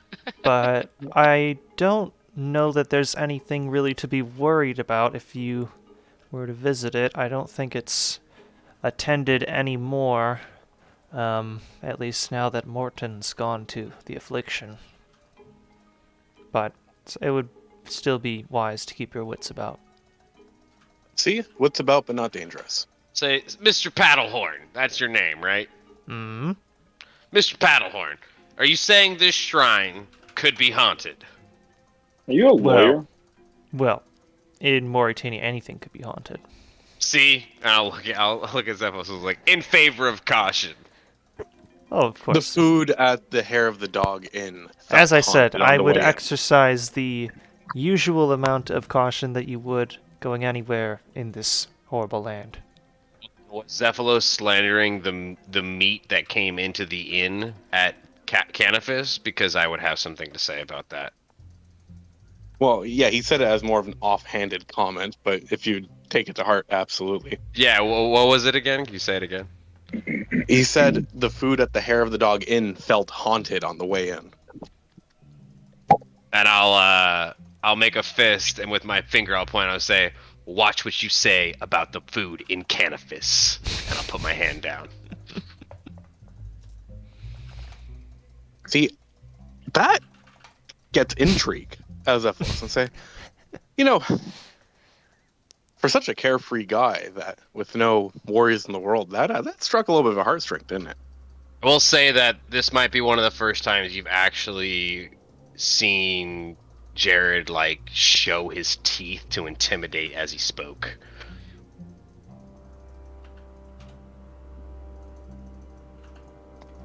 Let me ask you something. What did you burn last night? I'm not sure what that actually is in relation to there, Danny. Help me out. Oh, don't worry. Zephylos knows stuff. Oh, what you burn last night? What did you burn last night? I don't know. What was burnt? I don't know. What was burnt? I don't know. I'm not answering questions right now. I'm still angry about the food comment, so Jared will disregard. He's gonna shun Zephylos for the time being. He's not gonna entertain the question about whatever he wants to know. Yeah. Zephylos And shall it? Yeah, go ahead. No, go ahead. No, he just kind of gives like a thought, so kind of aura around him. He doesn't say anything, but like, you're right. He's just like, yeah, that's what I thought, and then goes back to looking at the wizard and says, listen, we've dealt with primordial magic. We're actually allies with the nature spirit of the swamp. Oh, really? Yes, we've actually helped him get to where he is. Not the dead part, but the afterlife part. Okay. Really particular about people who sleeping in his house, by the way. Awkward segue. What are you using your tent for when you're done with it? Sleeping. I'll look over to Oz. I'll just shrug. It's up to you, buddy. Sorry, babe. There's a lot of context for that question. You should see my partner's face at that question. You should watch our awkward segue. Yeah, it's on YouTube if you want to watch the. Yeah, it's all on YouTube, babe. You should just binge watch my D&D game. Yeah, binge Dragon's watch. Aid on It's YouTube. a nightmare. Session 30, there's only 90 hours of content to catch up with. And half of it is nothing. Half of it is Half of it jack It's shit. us role-playing silly stuff like this. 10 thefts. Actually, probably 80% of it. But anyway. Yeah, that's what makes it But fun. I'll say we're very connected with the elements. We have a druid amongst us. So I wanna see what this temple's about. The notes said that the reason why the cure wasn't a permanent one back when the pandemic was just about us is that there wasn't a good enough heat source. I don't know if it meant like quite literally hot enough, or the purity of the flame, or even something on a tange bit supernatural. But I wanted to see if maybe this temple that has flame quite literally in the name could help us out. That's probably a better bet than anything, but I can't really know for sure. Seems like a good place to try. Hey, a good place to try, I say to the rest of the group.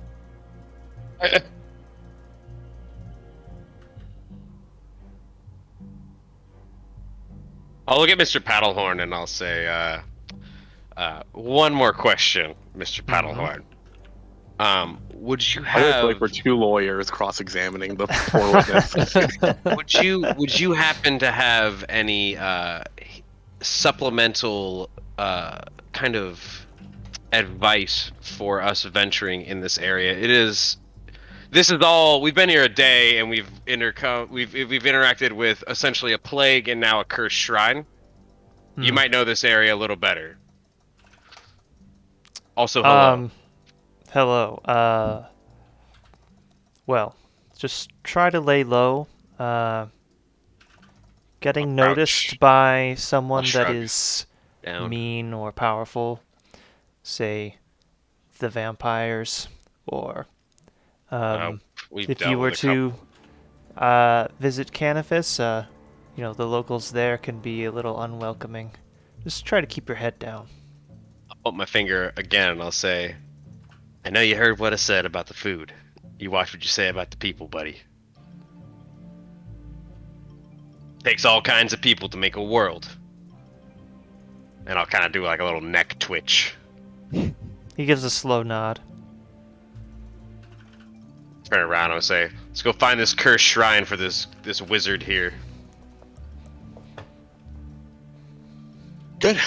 Then we're in agreement then. Say, I'm down to die for anyone disrespecting my home city, as I look at him.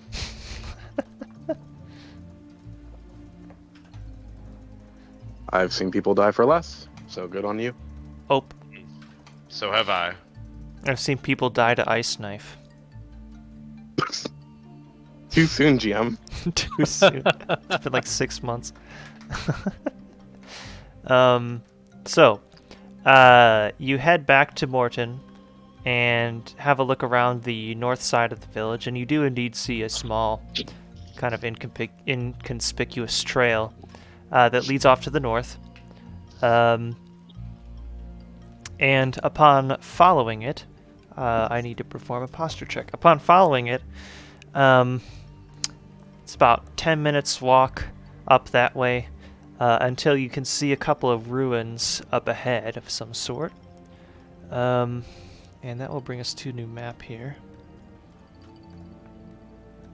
I'd like to break off from the party just a pinch as we approach. Okay. Just kind of maybe towards the tree line or out of maybe in a foggier area, somewhere a little maybe elevated, lowered, somewhere with concealment for me to maybe be sneaky. The guy said lay low. And he mentioned vampires, and I'm no stranger to either of those things, laying low or vampires, so I'm here for both of them. Okay. Just gonna try to be a little incognito on the flank here. Mm-hmm. But I'll let Oz know. I'll say, I think that's what we're looking for ahead. I'm gonna go ahead and break off in case there's some kind of issue. And Oz will nod. I'll break left. All right. That's fine. Are you maintaining that position as you approach these ruins up ahead? Yeah, I mean, I'll do it like 100, 150 feet or so. Just, I mean, I don't know what the like distance, the visual distance is for us in a swamp here. I'm sure it's foggy-ish, kind of cloudy-ish. There's Yeah, stuff. I think I had previously said the viewing distance was not great, like 100 or 200 feet. Yeah, so at that point, when we started seeing something that resembled what we'd see outside of a shrine, like, you know, that marble featuring the archways on the entrance, you know, stuff like that, I'm like, I think we're approaching it. You know what I mean? Like the stuff that a shrine would have. If it's made of if it's still distinguishable as a shrine from a distance, that's when I would start to, or we're approaching it, I would start to like break off. Like whenever we saw that. Okay. So, a couple hundred feet, however you gauge that, yeah. Yeah, so they're up in the distance. You can see some crumbled away ruins. It is reminiscent of sort of the dilapidated state of Mort'ton. However, these ruins are made of stone rather than the rotting wood of the village. Through some of the broken bits of stone walls, you can see in the center of this group of ruins, there is a platform that has risen up about 10 feet, which some stairs lead to. So I'll put us on this new map here now. How's that looking? New map. There you guys go. I'd go up to like the island here as they approach, but that's probably as Sure. far as I'd stay for the most part. Okay. This is not like actual deep water, but it is the Ankle high. sort of just ankle height, sort of swampy muck. Swamp. Yep. We're familiar with it. Yeah. Why Oz's mom always said pack an extra pair of socks if you were gonna leave the city. She's smart woman. True. My mom said the same thing. Pack 2 extra pairs. You sound like Oz's grandma. You know what? Oz's mom would like you a lot. Pack 3. Oz's All great right, grandma. let's not get crazy. Oz's like 7th great grandma is literally just drowning himself. Oz's great grandma always said, "Pack what you need. Remember, your bag can't always be socks." And then that's where her daughter's like, "Just bring 2 pairs." Yeah, it's weird too. Is she actually died of foot rot? Weirdly. Interesting. I don't know about that, but interesting. Trench foot. Yeah, that's it. Yeah. Interesting that you would know that, Spiky.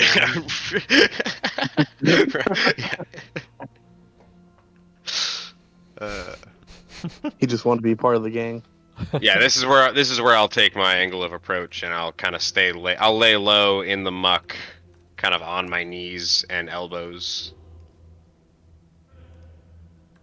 rapier in hand, keeping a visual on the party. That is disgusting. With my trench coat covered in mud, I probably just look like a mud hut. A mutt. There's your familiars. Why do only some of the characters' HP bars show up on the stream view? What is going on here? Permissions? I can't see Oz's, so you'll have to go and change his character sheet to show health bars to anyone who or all the time. Let's see. And I can't see Jared's. Interesting. Let's see. Zephylos says always for everyone. Yeah, they should all and be that. Yeah. Did we want to have them all that way? I thought we did. I might not have permission to Oz, and he might have permission to me because new characters or something. Maybe you made a new sheet and didn't. I'm making them all visible except for the familiars. Okay, I see Oz's now. Now, did you do that on the map or on the token? Did you do it with the token on the map or inside of Foundry? Because if you do it in the token on the map, you're gonna have to do that every time you put it on a map. I think that's. You want some? No, thanks, honey. I think that's only for monster characters and not the ones that are tied to player character sheets. But maybe let me check. Let me double check because you might be right for this case. I think that's how. Oh no, you're right. You're right. Yeah, I've had that issue on my Thank you. stuff. Always for everyone. Okay, should do that from now on for all of the non-familiar Any future tokens. maps. Yep, any future maps. For the familiars, you don't really need to do that. Okay. I think Oz was saying something though. Yeah, go ahead, Zach. No, I was just commenting on stuff. Shit. What was your comment? I was saying that I had dubious results relying on even the linked actors when changing in Foundry. Yeah. Mm. Yeah, it's always best to go into the actors file menu and then change the prototype token. Exactly. Yep. That's how I do it every time. Mm-hmm. Anyhow, let's continue. Just frustrating. Like you'll make a map and then forget that you didn't do that, and then have to go back. That happens all the time with the monsters. Yep, exactly. It's so frustrating.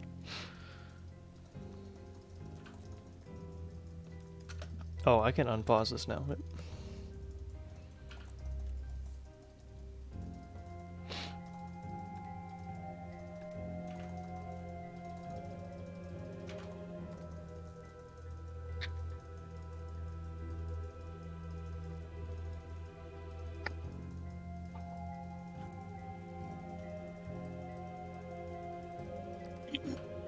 So here you are, just outside the ruins. What would you like to do? I'm just looking at them in the mud. I'm gonna say, "Go, check it out. I'm checking this area out over here." Dan, you are muted if you're saying stuff this whole time. He's probably muted. I've been saying of stuff this whole time. I just mentioned right now that Okay. Striggy's kind of 30 feet in the air, keeping a bird's eye view of the party, and any side objectives I've given him. And I'm creeping forward to the altar. The end goal is I want to get up adjacent to it. And I'm gonna send Jibble to another area for vantage point, just in case. So this this altar looks like it has seen better days. It has kind of been reclaimed by the swamp. You can tell that the foundations went below where the surface level of the marshy ground and the water now is. Much like some... it's kind of reminiscent, actually, of Vigorous Folly in that way. It seems to be very old at first glance, even though you know, at least from the journal that you had found, that it had been visited at least in very recent times. So it must be rather old to be in the state. Okay. As you get closer to the center platform, like I said, it's about 10-foot rise in the steps there. And at the center there is what looks to be like a pedestal with some sort of brazier or bowl at the top.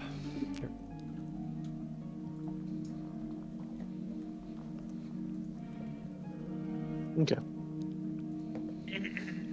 I'm going to take out a pearl from my pocket. And I take out my spell book. And I begin to chant and read from the purple and gilded leather-bound tome. As I begin to ritually cast Identify, targeting the contraption. Let me find out what that would tell you. I'll post a spell just so that you can see its parameters. Yeah. And I'm traveling at half speed here because I'm going cautiously, like I was saying, on my knees and elbows. But Jibble's exploring this side over here till he meets up with another party member on the other side or something. Let's see. You choose one object that you touch through the casting of the spell. If it is a magic item or has some other magic imbued object, you learn its properties and how to use the item, whether it requires attunement to use, and how many charges it has, if any. You learn whether any spells are affecting the item. The item is created with a spell, you learn what spell created it. If you instead learn a creature, you learn what's affecting it.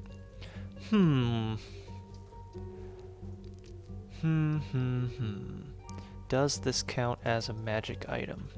I don't think so. So this, you will perform your Identify spell, and it will not provide you with any interesting information. Okay. So the temple itself is not magical, is what you learn. Not necessarily. It just means that this thing that he touched is not a magic item. That's not a magic imbued item either. Yeah. It's not magical in nature. I guess it depends on how we define magic imbued. Maybe it would be magic imbued. So what happens? Yeah. What does he learn? Maybe this would count. Yeah, okay, I'm gonna say that this counts. He's doing that ritualistically? It's 1 minute or 10 minutes. 11 minutes actually. So it's 1 minute. It's 10 minutes to prepare and then 1 minute. No, you're right. It's a minute hard cast, cap. So yeah, it's 11 whole minutes. So we have some time while he does that to explore the temple. All okay, right. We can get around a bit then. Yeah. What do we see as we kind of roam around here? Anything of note from where we've been so far? This place is very, very old. It is difficult to find exactly the function of like what any of these little rooms would be, because it has long been reclaimed by nature for the most part, except for the center area. Anything of note on the One inside? thing you do notice, however, is a lot of the stone has been like chipped away, but you can see that there's a recurring design of like a flame pattern that's chiseled into much of the stone walls, in like a horizontal pattern close to the what would have been the ceiling. Is it facing a certain way? Like, is it pointing a certain direction as I walk through the ruins here? Is it change as I go down different corridors? It's like a repeated pattern, probably served an aesthetic purpose. Yeah.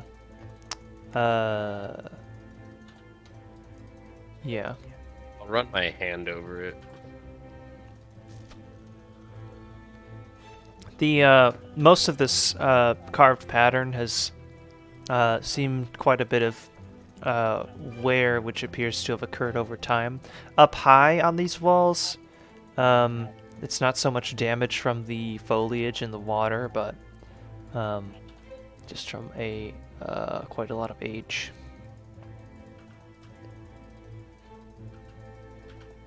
I'll make my way kind of towards the center here, getting up off all fours now that I feel like anything that would have jumped out would have done it already. Been a minute here now. I get up and start kind of scraping my mud off on the wall here and looking at Zephylos. He's beginning his ritual.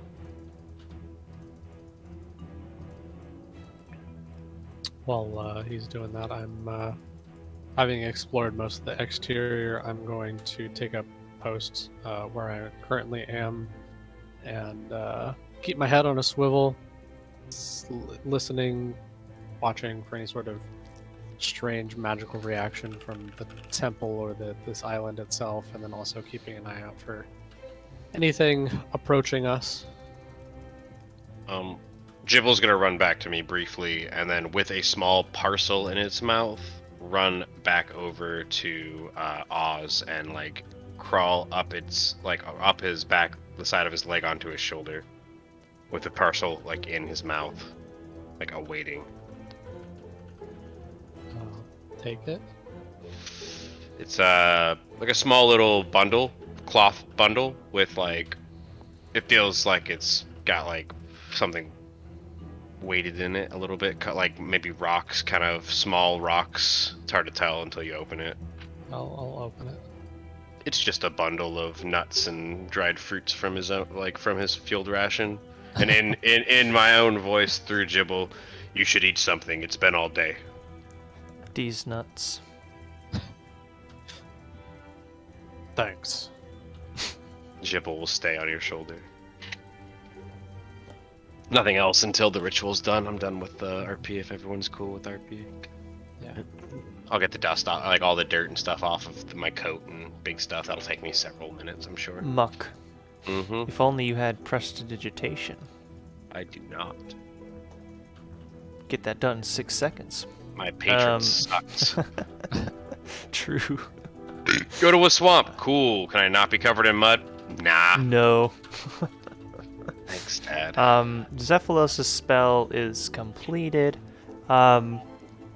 You believe, based on the information that you gathered from your spell, that this brazier atop the pedestal has been imbued by some kind of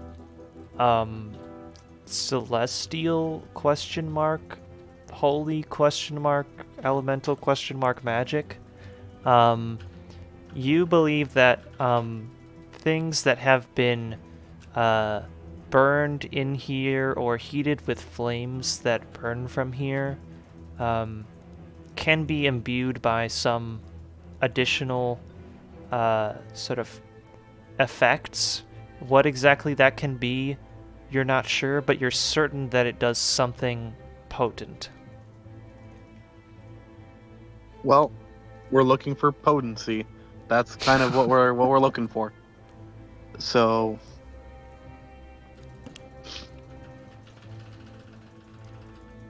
You saying that out loud?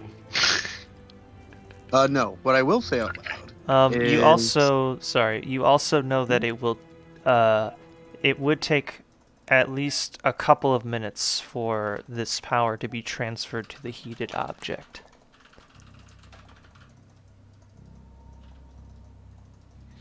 Okay. Say that again, Dio? It'd take what? It would take at least a couple of minutes of continual burning / heat for these properties to be imbued upon the object, rather than being like an instantaneous effect.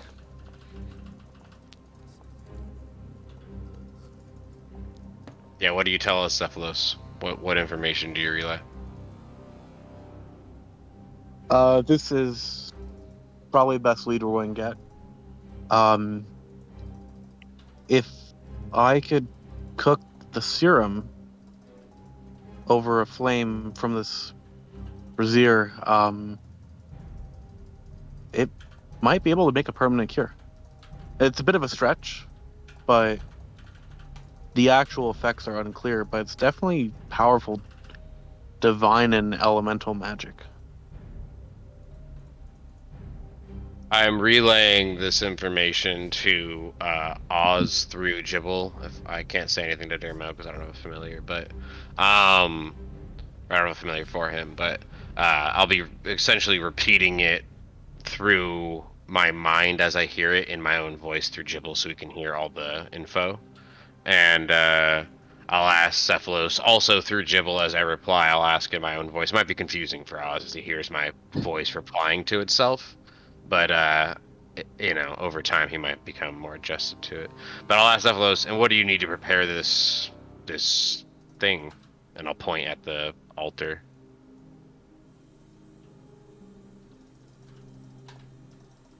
Well, can I look at it and see if it needs to be repaired, or if it's as easy as, like, lighting a flame under it and letting the serum stew for a few minutes? Like, is there an Arcana check I can do to better understand the practicality of the magic? Probably not more that you can get out of the Identify spell. Yeah. That spell would probably, along the lines of like how to use the item, which the spell informs you of. It seems you're fairly certain that you can use pretty much any fuel that you like inside the brazier. That part is not important. Was that your question? Yeah, no, it's just because Okay. he asked me what I need to, like, repair it and set it up. I'm like, Oh, I'm pretty sure the instructions of the Identify were just, like, light it on fire and go at it. It's not in great condition, but if it had been damaged beyond the ability to perform these magical things, then your Identify spell would not have informed you of this information in the way that it did. Mm-hmm. Right? Because then it wouldn't actually have been magical. So. No. I say to him, honestly, I just need some good, dry tinder and a match and some patience. Oh, well. Oops, sorry, I was yawning. Whenever I make him do a posture check or a stretch, I do it myself because it's just good. It's good for you. Yeah. But I got a yawn at the end of that. Sorry, what was I thinking? Yeah, I'll hold out a bottle of like flask oil, and I'll say, "Will this help?" Sure. What lights it up on fire is not the selling point. It's the bowl and the magic will do the rest. Well, the oil will speed up the fire, so it's less time we spend starting that. So, do you have kindling? Yeah, I have a tinder box. It has some minor kindling. Here, I'll add it into that. You douse it with oil. We'll light it up, and all you guys have to do is sit here with me and watch it cook for a few minutes. And again, if anything goes wrong, you guys are here to keep the collateral damage to a low. If you do need it to stay alight for several minutes, you may need to gather at least a little bit of burning fuel. So yeah, maybe we grab a couple of logs and we can like cut them up over a bonfire just to dry them out, and then we can bring them in here for actual fuel. So nothing a woodsman like you couldn't do. I have good faith in you. Anybody take start bonfire or create bonfire? I have produce flame. I touch my amulet and let out a whispering incantation. Oh yeah. I'll do the roll here. Do you already need a pile of logs to cast it though? No, it's create bonfire spell I'm about to cast, so I don't think I need anything because the amulet just lets me cast it, right? Yeah, but does the spell itself require you to have fuel and it just lights it, or does it create the fuel? I think it makes the fuel. Let me look up the spell. I'm looking it up too. What I'm saying is the amulet is the Arcana check is the contingency. If it goes through, Yeah, the I spell know. gets casted. I don't need the components. Right. Do I? No, I'm asking if Do I need logs to be able to make a bonfire? You still need to follow the rules of the spell, and if the rules of the spell say you light existing fuel on fire, then you still need the fuel. No, you. Yeah, That's components are required. verbal and somatic. There's no material components. Yeah, I that wasn't my question. Anyway, you don't need fuel for this spell anyway to cast it. I'm not sure what the question was though. I guess. So you don't need logs to cast a magical spell. No. That's what I was wondering. Is that what you were asking? If that was a contingency of the create bonfire spell. Nope. There's just a verbal and somatic, and a magical bonfire appears. Okay, yeah, that works. Which is why it can do 4d8 damage. If it's a fire, it shouldn't do any more damage than a fire. But as you get more powerful, your bonfire becomes more powerful. Yeah, no, it's a magical bonfire. Yes, you're right. Let's see. You have to make an Arcana check for that, right? Yes, sir. Let me do that. It's been a failure every time since. Haven't you only tried it once? Tried it thrice now. This will be 4th. What else did you do? I want to say that. Oh my god. I'm still blind, so I'm just imagining it's a fail. Yeah? Fail? Yeah, you failed bad. You Go ahead and flavor that for me then. What happened? I didn't hear a boo, so you clutch the amulet and point at the brazier, and a fire just appears at your feet. And you like jump out of the way of it. Make a dex save for a small amount of fire damage. Amazing. You take 7 fire damage. I'll say, "God damn it!" and I'll yank the amulet off, and I'm gonna throw it at the altar. I promise I won't do that every time you get a nat 1, but that was too funny. Yeah, I'm throwing the amulet at the altar, and I'm walking away. Tell me what you need later on, Zephylos. If you figure it out, I'll help you, and I'm gonna walk over here. Can I pick up the amulet? Yeah. So put that in the pocket for later. Uh-huh. It's still attuned to me, but yeah. Yeah. I know, but that's an identify for later. Maybe. It's a surprise tool for later. I'll look at Dermo and I'll look at Oz. And since Jared stormed off, yes. I'll tell him. Can you both do me a favor? Always.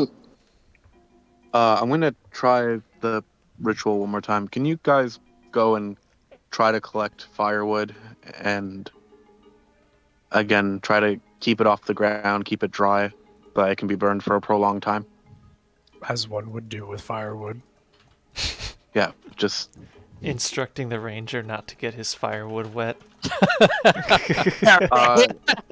mansplaining not a wizard feature? Dumbest fucking look. Wizard splaining everything. Wizard splaining how to get firewood to a ranger. Dude, the look on Oz's face. The look on Oz's face right now as you say that to him was probably worth 100 gold. Shit. I do that. Okay. Since I've actually gotten all of them to leave, I'll cast Identify in the necklace, since they're all doing something. Yep. You know, Yeah, it only takes a minute if you're casting it with a slot. I don't have it prepared. I have to ritually cast it. Oh, never But mind. what I'll do is I'll put it in the brazier, the empty brazier, and I'll identify it in there so it looks like I'm still fucking with the brazier. Okay. Assuming that none of them come back in the 10-minute time frame, which they probably wouldn't, unless anyone objects, you do indeed identify this amulet as a dark shard amulet. Wait 1 second, hold on. We're doing the whole 10 minutes because I wouldn't be gone for 10 minutes. Okay. Yeah, I would storm off but come back like within 10 minutes for All right. sure. You see him casting another spell around the brazier. Do I recognize the spell? Make a Arcana check. It's the same one that I threw the amulet for. Yeah. We're staying blind tonight. We're staying blind tonight. No, sir. I'll still walk up, but I won't be angry because I don't know what's It's going definitely a ritual on. spell or something that takes a really long time to cast. Yeah, I mean, he's probably halfway through it, but I'm walking back is. up, not recognizing what's going on. And I'll say, did you get the fire started? And I'll see what he's holding, and I'll immediately pull my weapon out. And I'll say, drop it. He's got it sitting in the brazier as he's casting it, but however, drop the spell. The casting of Identify requires you to continually touch the object, so he would have to be like reaching in there and touching it. So I'll say drop it, as in the spell, really. I look at him draw the weapon, and I say, put that toothpick away. Oof. I'll slap the top of his hand away from my amulet. I'll ask this one more time. What did you burn last night? Firewood. What's it your concern? If it was a big deal, you would have taken first shift. Or middle shifts. Whatever I end up taking, I can't recall. I think it was middle. Yeah, I think it was middle. And I'll say, drop my amulet. It's not your property. Take me for a fool? Do you take yourself for a thief? And I'll point the rapier towards his face now. I'll show you what we do to thieves in Kennephis if you do. You threw the amulet away. I threw it on the ground. Discarding trash. I threw an item on the ground. You picked it up. I would like my item back. As I point the rapier up and down his person. By now, if you hadn't intentionally done it already, your ritual cast will have been interrupted. Yes, that's fair.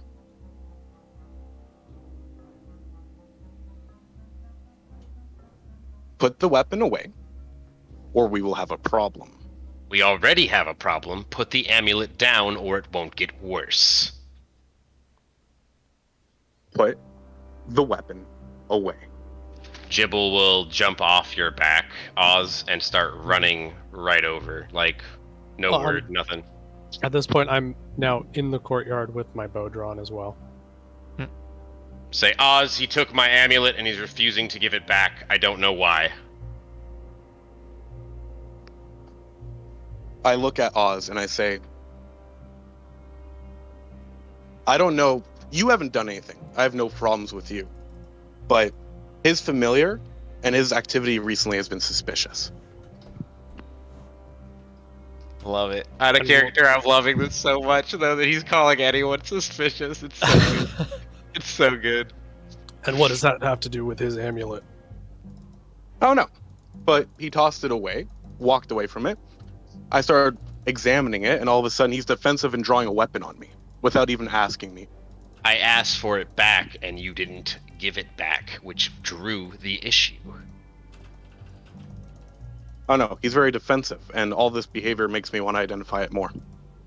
It's a magical item that belongs to me, and that's all you need to know. Hand it over.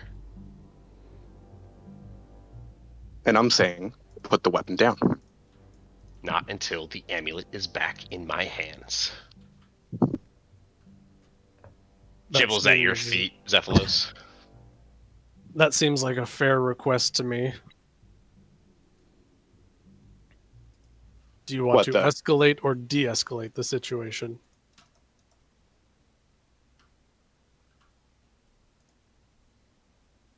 Oh no, why don't we call Dermo over here and we can talk it over? I say, or you can give me back my thing. Why bring back the crisp? Why bring in a circus to resolve something that can be handled before it even gets to a court?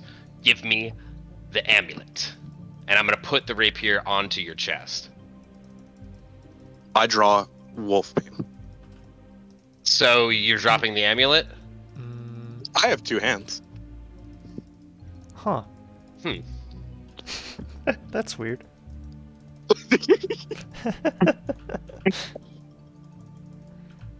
I'll say Oz.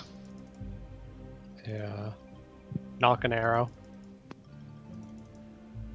And I'm going You to... both put me in combat. I can drop a fireball on you right now. Yeah, as the arrow comes in, I'm going to swat the... I said I'd knocked an arrow, not fired. Oh, I think you said... Okay, I got you.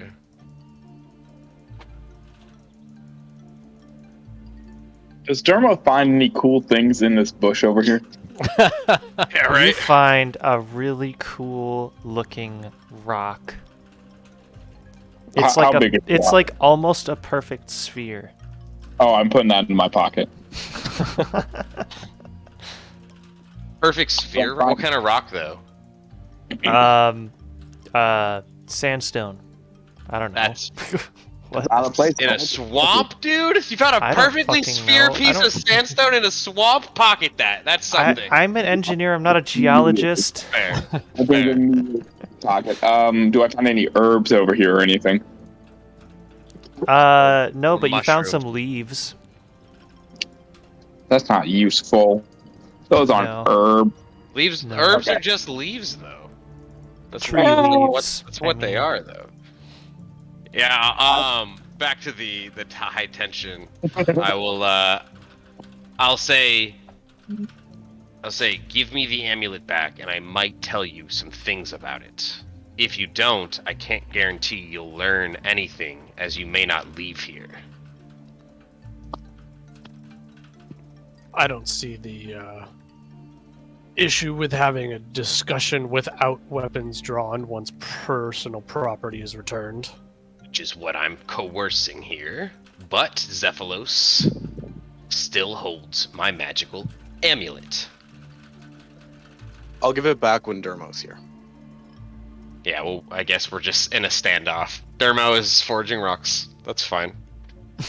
we're just literally in a Mexican standoff. He's like, there's a jump cut now to him, like, Yeah, oh, this is a exactly. cool stick. Look at this rock, guys! Look at There's this just, like, rock. literally It's like a weapons perfect drawn at each ball. other when he comes back.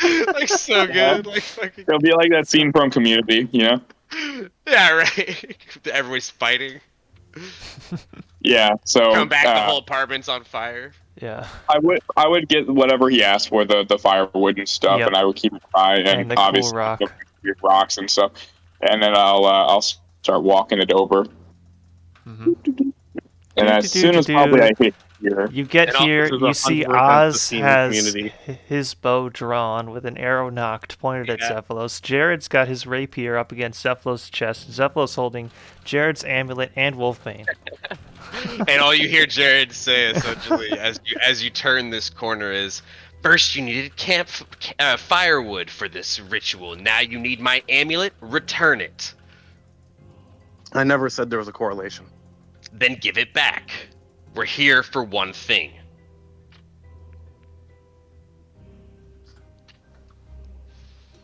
I'm gonna put the Once, wood put up right here. Ermo just walks up. What's up, guys? Well, first I'm gonna put the wood right in in line of- here. I'll look Yes. at Dermo and say the wood goes by the brazier. Thank you. Yeah, so it'll go into the brazier or whatever. What have I been Is he turning his distraction to like tell him about the wood? Like, is he not focused on the? Oh, he 100% has eyes on you the whole time. That's more of a side, like over his shoulder comment. Okay. For what it's worth, he also has Striggy in the sky looking at you. Sorry, I've been watching too much JoJo. Fair. So, are you upset that he didn't want to get wood? No. He tossed his amulet on the ground, so I started identifying. So you admit it's my amulet. Give it back. Checkmate. And then, when he saw me here, just touching it, because he threw it on the ground and stormed off, amulet. he drew a weapon on me. No, I drew a weapon when you refused to give it up, which is why you have now 2 weapons drawn on you. And I'll like gesture to Oz as I have my rapier against your chest. Well, Zephylos, I do have a very easy question here. What are you getting from this situation that would be advantageous to not take a step back from? Will you be able to identify it within the time frame of them shooting or stabbing you? No, but neither one of them would be doing either of those things. That's you when I push a little firmer into your chest with the rapier. I'm confused as to the situation. I mean, obviously throwing it on the ground is one thing, but also the concept of, not returning it is another. I mean, there's an easy answer here, and it's just to give it back. We haven't had any altercations to this point, so are you worried that he's going to attack us? Besides the rapier, I'll tell you what my suspicions are. And I haven't been voicing them lately because I wanted a smooth trip, but this is kind of the straw on the camel's back. A camel is a quad pet animal in the desert.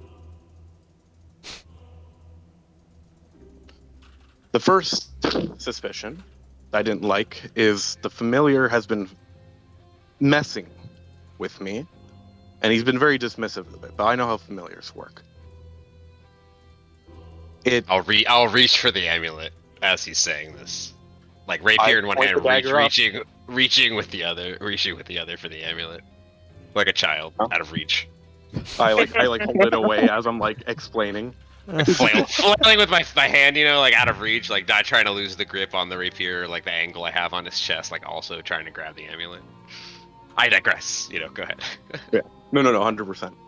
I say, the familiar tried to knock my weapon out of my hand earlier, and that was, I gave him the benefit of the doubt. But there's something I don't prove understand. that happened. Since he does what he wants. Right. I also, after the shadows attacked us, didn't feel safe with our situation.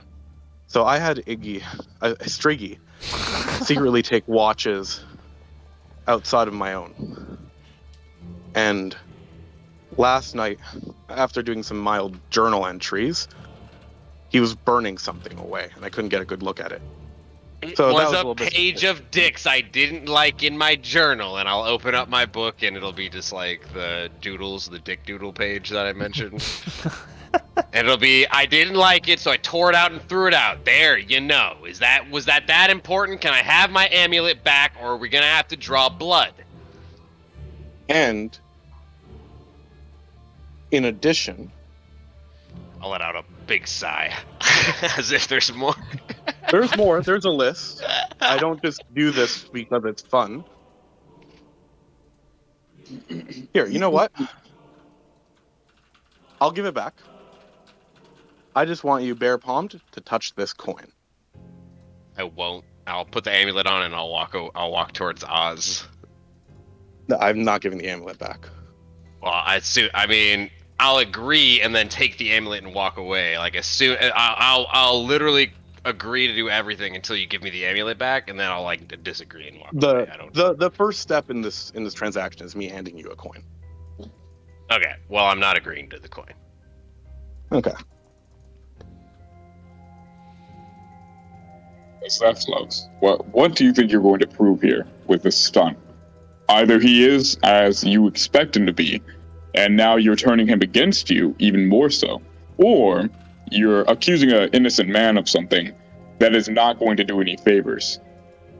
So what is the end result here? Either you can eliminate them both immediately, and they're no longer a threat anyway, or you're just creating enemies out of nothing.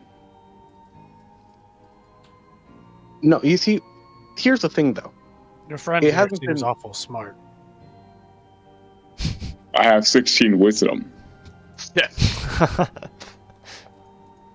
You know, can't be paranoid, but he also almost sabotaged our entire track record with Paddlemore. Like, I didn't know who he was. I explained that. I'll defend myself. I We're in a understand swamp. that. Strange men conjuring bats and luring us into darker parts of the swamp could have been dangerous. I didn't know who it was, and once I realized he wasn't a threat, I came out. He was scared, and he became a frog. I don't know how that prevents anything. Give me my amulet. Zephyla, why would you stay around someone you have such deep suspicions of, though? It's all conspiracy. Everything he said is just him pitting things against me. And here he is with a stolen item, refusing to give it back. He stole something, and I have to negotiate, I'll say to you, Dermo.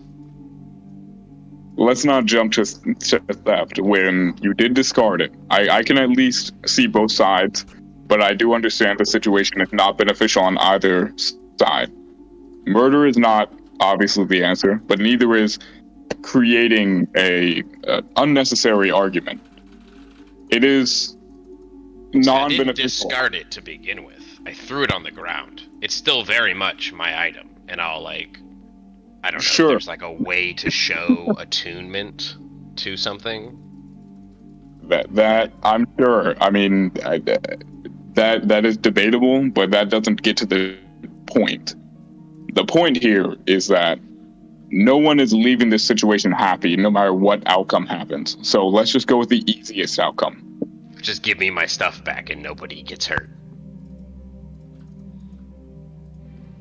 So Zephylos, if you can eliminate them both immediately and they're no longer a threat, then do it. But if not, you are dragging us further into a altercation that you cannot immediately succeed in. I'll So look we're just over at Oz as you say eliminate them in one hit, then do it. I'll look over at Oz with like a strange face like they could.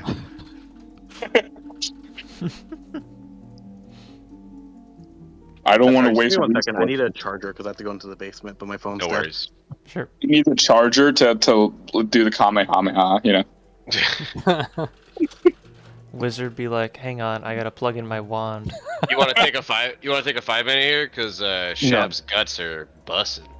Sure, yeah, you go bust a gut. I'll be, Yeah, you get your mic set up. I'll be back in 5. So how about that sandstone rock? Yeah. Is You that know, cool? being an engineer makes geology impossible, I promise. Honestly though, even though you said it like as almost like a joke, like, you know, not meaning to, I'm hoping that it turns into an accidental, like, all right, fine, it's gonna be a relic, why not? Yeah, you it's know, actually. I'm expecting it'll be like a 10 GP, like gemstone kind of situation, you know? Yeah, or like a bird from a different area came and dropped it, you know? It'd be like a swallow, right? You know.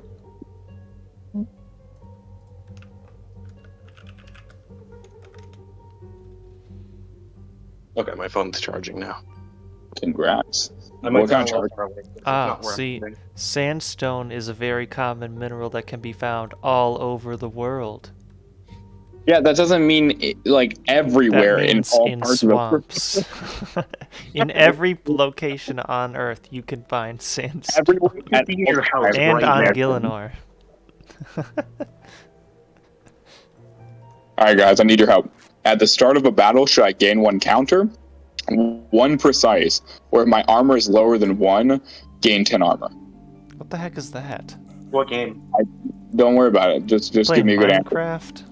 Yeah, I actually am playing Minecraft currently. Yes. Sounds like a Darkest Dungeon. Playing No, it's called Nadir.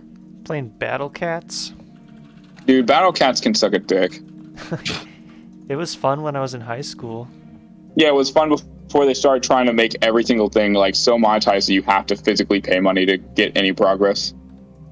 Yeah. Yeah, let me pay $30 for some in-game cats. If I'm gonna do that, I'm gonna go play like Skyrim on Xbox.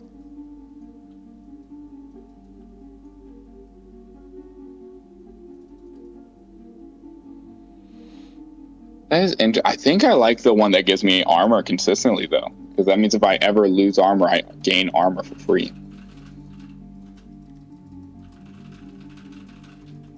No, I want to play Minecraft again, but I need a good reason. I don't want to just like start another vanilla world. So like my daughter's been getting into Minecraft, so I've kind of like had a reason there. But she just wants to build houses all day. So I have to go collect resources for her to build houses nonstop. So. That sounds like a creative mode. She has her creative mode, but when I play, I don't really feel like playing creative, you know? So we just play on, what's it called? What's the safe mode?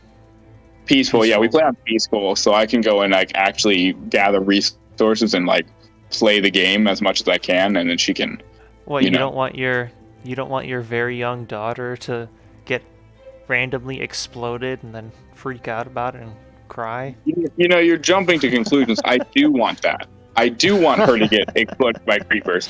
But she and her mom have this whole thing about not terrible. Her mom.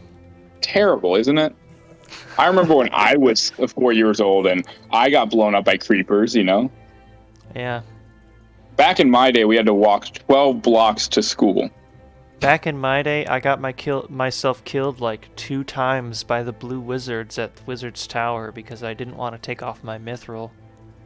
Oh my god, I got scammed for full mithril. Alright, I'm back. Shotgun shit. Disney World. Scammed? Who was scamming people for mithril? Dude, I know. That's the thing that's fucking me up. And so I got scammed for before a trip to Disney World. 10K back then, dude. That was like nothing.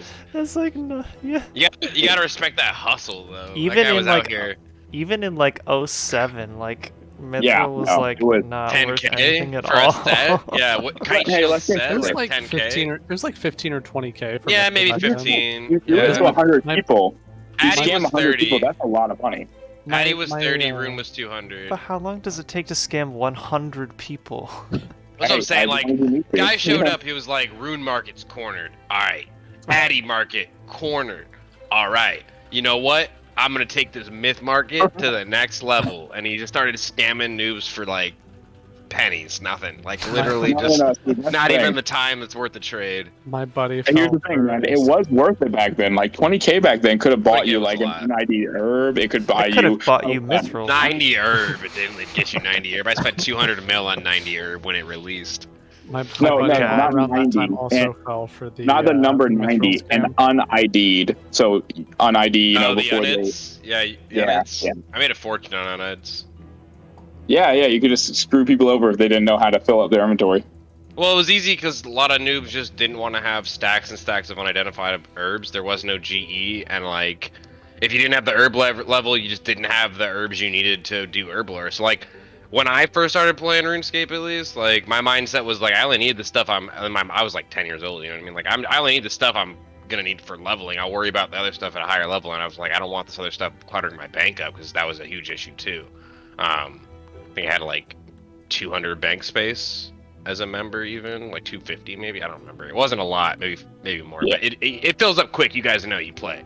And 10-year-old me had like, you know, quest items and like Halloween outfits, and this is before Diango used to carry all of it. You could destroy everything and reclaim it, and yeah, my bank was a mess. So like, if I had un-IDs, like before I figured out the market and I hit like middle school and I realized how to like flip things and make money in the economy, because the GE ruined everything and climbing boot update had me leave RuneScape for about 2 years.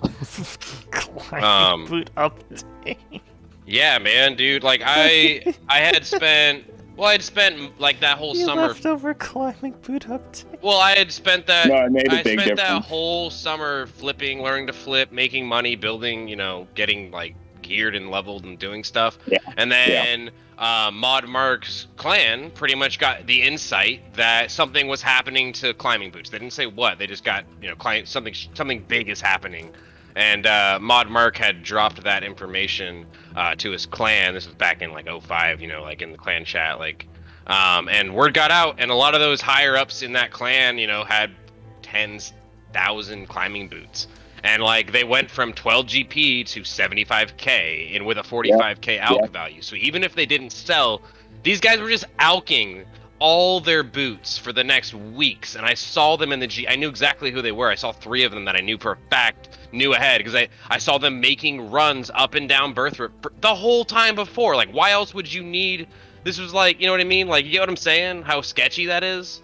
So like, I saw that shit and I was like, I'm trying to work the in-game economy the way it's supposed to be, and I just feel like I got cheated by the guy who put the thing in the game that's like, here's how to make money ethically, and he told his whole clan like, gliding boots, check this out, something weird, and they all hoarded it and made billions. They literally, this was when a P-hat was 120 mil for a blue, and a Santa was like under 20 mil. You know what I'm saying? Like, this was like forever ago. So like now you show up and you have 750 mil just in 10,000 boots that were worth 120k the update before. So like I rage quit, yeah, for sure. I came back in high school. I was upset, and a lot of the merches that I came back with that I had set up years before were worth a ton, and I had a nest egg to start on when I came back, so I wasn't too upset. But like, I was really upset that I lost out on potentially, hundreds of millions of gold in 05, 06, whenever that was. Thank God I play with an Iron Man now, because holy shit, that my brings Iron back Man so is many bad worth almost memories. as much as my main now. It's unreal. Yeah, I literally memories just are flip on my just- main and dump bonds to my iron, so it's like I lose 500 mil at a time on my maze. Yeah, it's insane. Like, just caring about money, I Anyways. just don't miss it at all. That stuff is like scary. I see like the market fluctuations and shit, and you're just like, how can people live like that? Oops. Anywho, back to the high How stress. dare you improve me? This is a high intense thing. So everyone's So- mad at Danny right now. So Sorry, anyway, bro. back to that really cool rock. Yeah, it's apparently a super amazing artifact that can make me like maxed out. It's the Stone of Joss, actually. It's the Stone of Joss. Calling it right now. It's the Stone of Joss. There's no other The explanation. DM is not allowed to call things. Why not? Sounds like you're rigging the competition, but okay. I mean, it's in my favor, so go for it. I don't give a shit. But yeah, Dermo pretty much just says like, oh, if you think you can just take them out now, go ahead. Like, but if you don't, it's not worth it. Yeah, I don't want to waste resources. I mean, I'm like eyeballing him as he's reacting to that though, DM. Like if I feel like he's gonna start a combat thing, I have an action prepared. just imagine the like peaceful giant like walking up and just saying, if you can instantly murder these 2 people, just do it. But if not, let's not bother. And it's just like, what? That's what Dermo does. He doesn't understand that he just created a way bigger problem. That was very Rosny of you, so kudos. But yeah, no. Yeah, Zephylos thinks for a moment.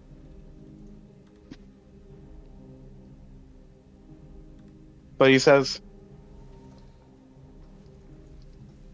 well, if you're going to stab me, that's what you have to do. I want to identify this necklace. And I want to be very apologetic when there's nothing to comment on, but should I find anything else, that's another story. Says it's an invasion of privacy and you won't do it without my permission. Now give me the amulet back and this is the last time, and I'll look over at Oz.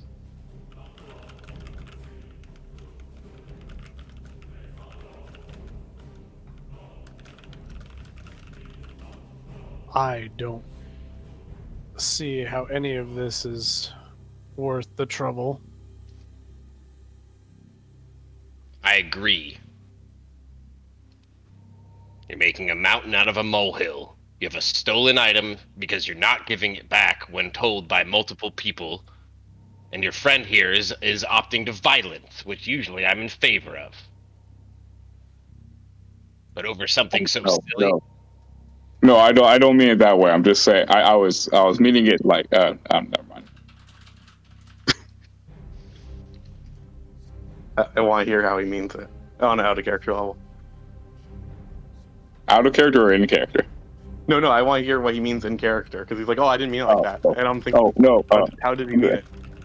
I meant more so, like I would say, yeah.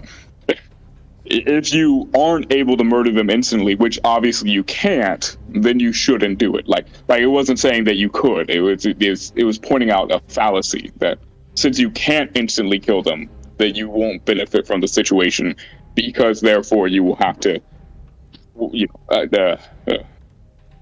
I see I've stepped on a raccoon's tail here, so I don't know how to. I'm gonna just take a step back.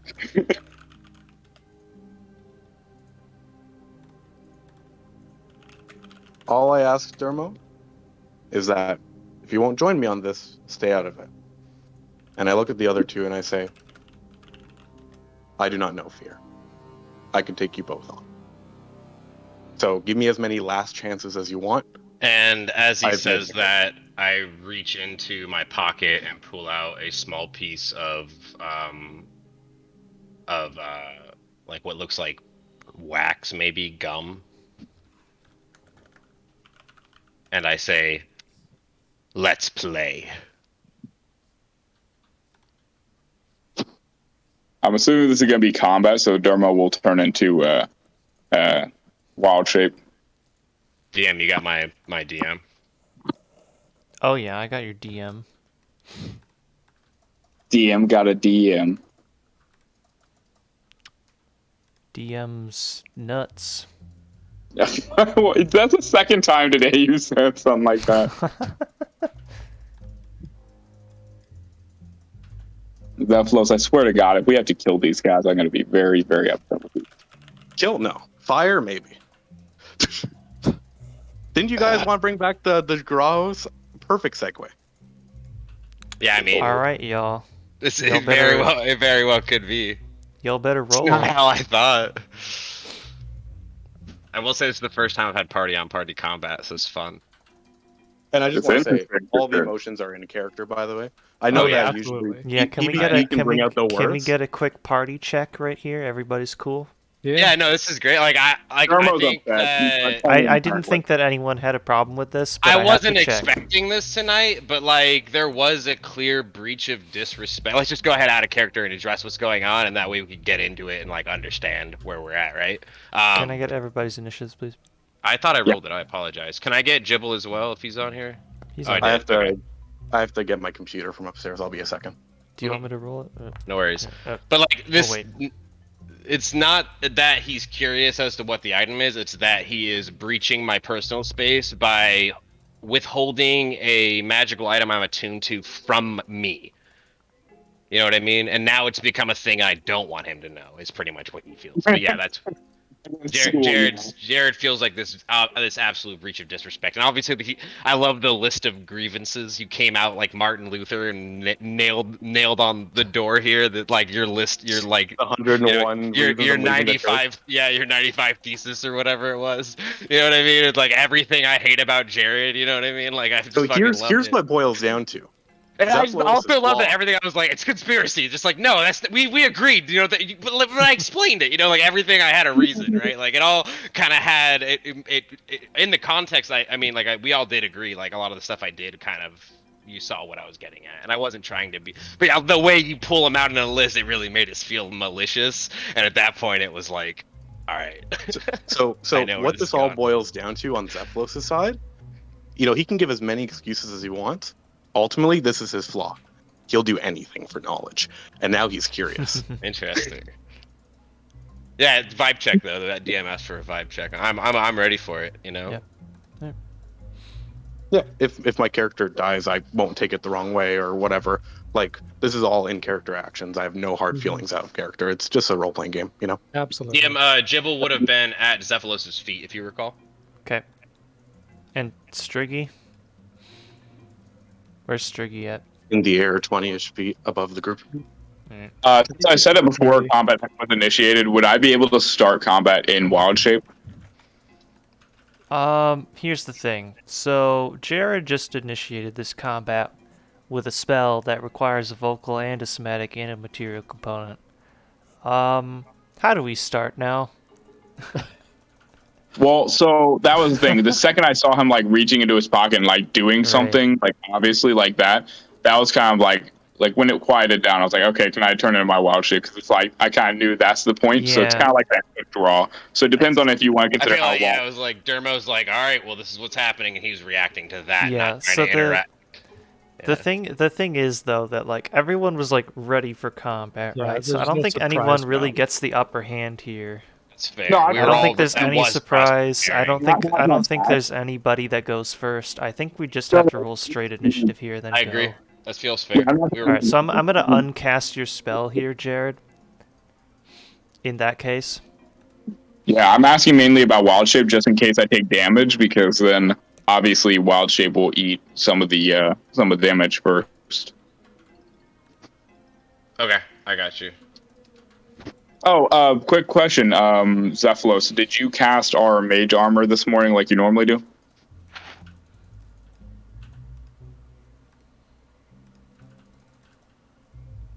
He's muted. I think he's going upstairs real quick. I think that was like a morning thing. Every morning he did that. I'm not sure if he I did know. it, I just want to verify because it's also I need to know what. I have mine on for sure, and I do mine every morning, and I'm pretty sure I do mine with him that hour in the morning. What is your mage armor? How long does it last? 8 hours, so you're good still. Okay. Yeah. Yep. Yeah, we're probably still late morning here, so.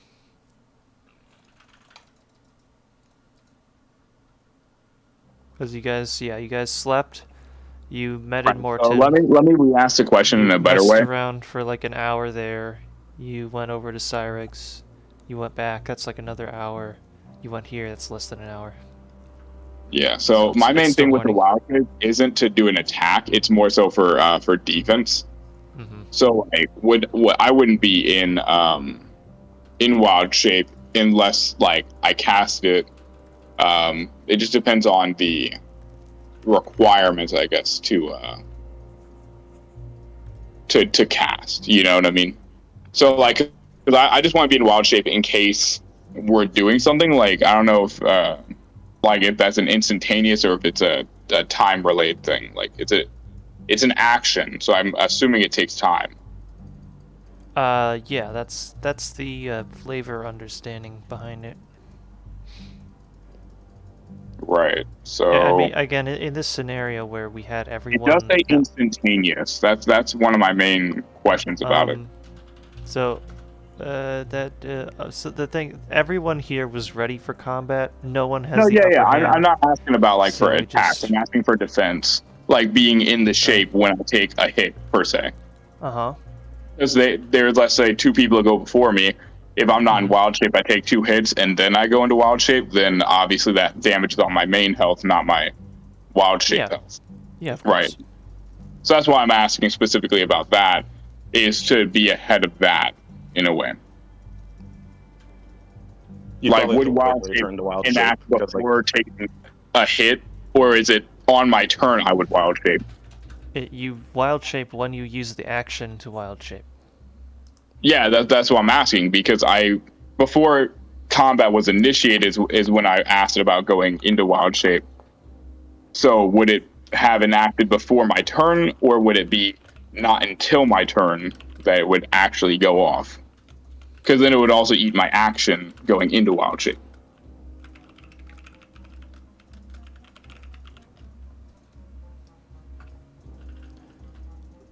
You'd probably have to use your action on your turn to wild shape. Because we're all acting at the same time. Okay. Yeah, that's what I wanted to verify before I did it. And Zephyr, what's our mage armor? Yeah, so good. Yeah. Like how much is mage armor? Is it just a bonus to health? I think you've got it programmed into your AC here. By armor class, if you move your mouse there and then click on the little gear, it opens the... Calculating with mage armor. Okay, I see that. Yep. I see it. There's a couple options there. One of them is mage armor. Oh, did we get a full party vibe check though? I know I said I was excited, but like everyone's cool. I don't think we heard from Zach. Zach? Yeah, no, I said I'm good. Okay, cool. I just want to make sure. Cool. All right. Oz, being the quick-footed rogue anger that you are, you know that things are about to go down right now, and you act first. I mean, I'm gonna attack Zephylos. Oh, what a weird fucking... That's like my brain, though, right? Alright. Can we get battle music? Can we get something? Like, this is kind of intense. This feels big. Hang on, I'll get my... the real boss combat battle, playlist. the friends we made along the way.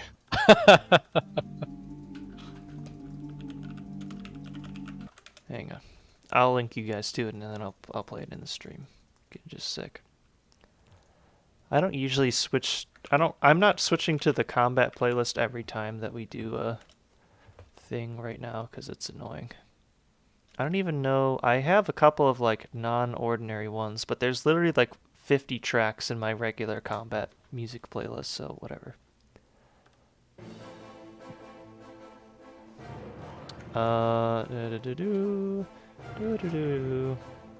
Here's a link for you guys. Is that the right one? Attack 1, classic. It should open a playlist when you click on that. And I'm just gonna put it on shuffle. All right. Sorry, Zach. Go ahead. Alrighty. By the way, it's daytime, right? Because it's late morning. It's morning. Late morning. Okay. So, since Zephylos hasn't acted this round, I have advantage because of Gloomstalker. Uh-huh. Uh-oh. And on the first round,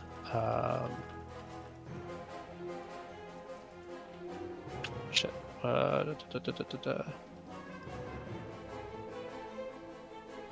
Also, on my first round, I can take one additional action as well. A full action? Sorry, not action. Attack. When I make the attack action. Yeah. That puts you at what, 3 attacks? 3 attacks, yeah. I am not using sharpshooter. Okay. And you get advantage on the first one. Or is it all of them? Let's see, it's from...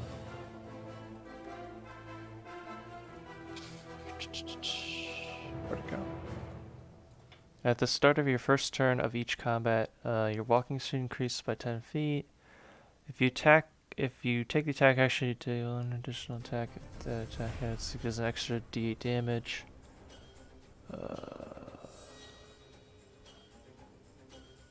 Oh, was that a baseline ranger feat? It's from Natural Explorer. You have advantage on attack rolls against creatures that have not yet acted. Oh. That's so pretty all cool. 3 of them are made at advantage. Oh boy. And because he's a humanoid, he is my favorite enemy. Oh shit. So I get +2 on all damage. Oh my gosh. Oh no. Oh my gosh. Enemy. Let's go right now.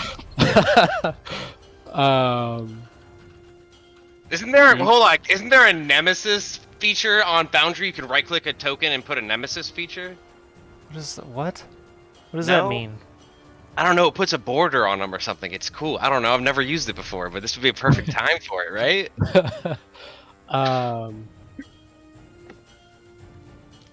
I can't remember if this is actually going to include... I don't think this is going to include my favored... the damage boost. Probably not. But we'll double check. Oh, look, a crit! Oh my god.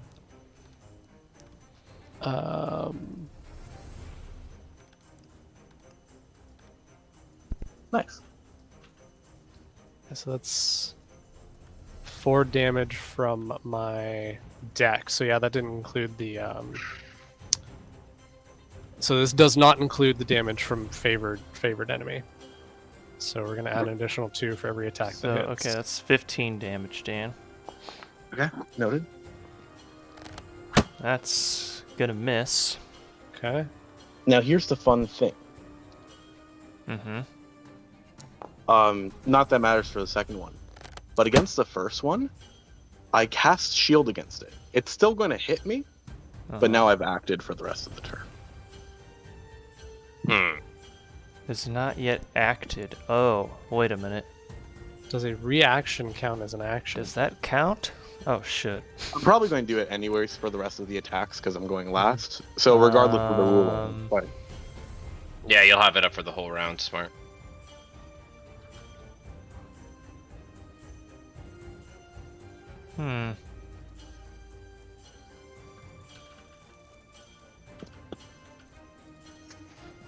Not yet acted. That is vague, isn't it?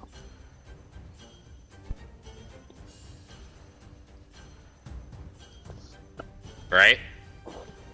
That's odd. Aw. again, even if he keeps the Can advantage, you I don't link care. the text in chat? It literally just says creatures that have not yet acted. So it's the third bullet point.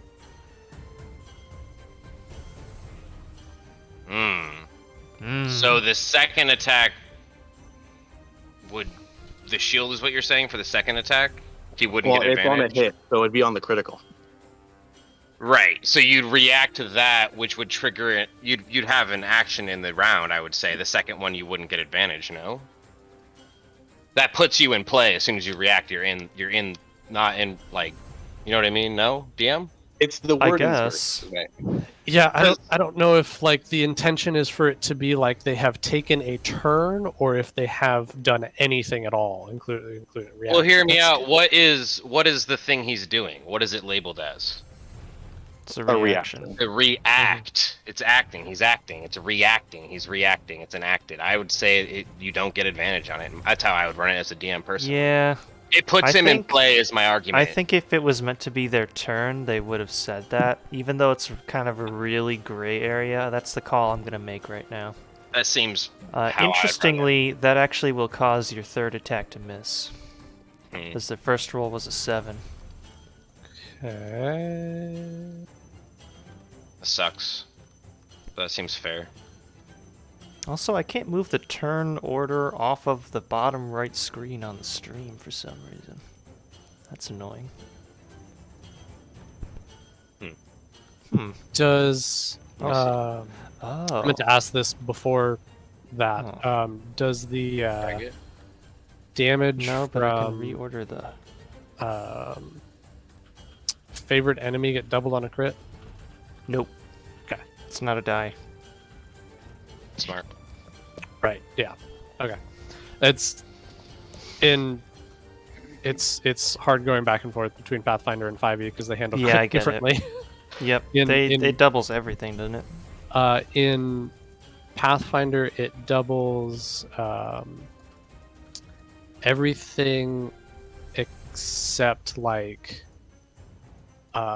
if you have a flaming sword, or it wouldn't double the d6 from the fire, or if Okay. you're a rogue, it doesn't double your sneak attack damage. Interesting. But in this game, it does. That's a cool thing. That is weird. Yeah.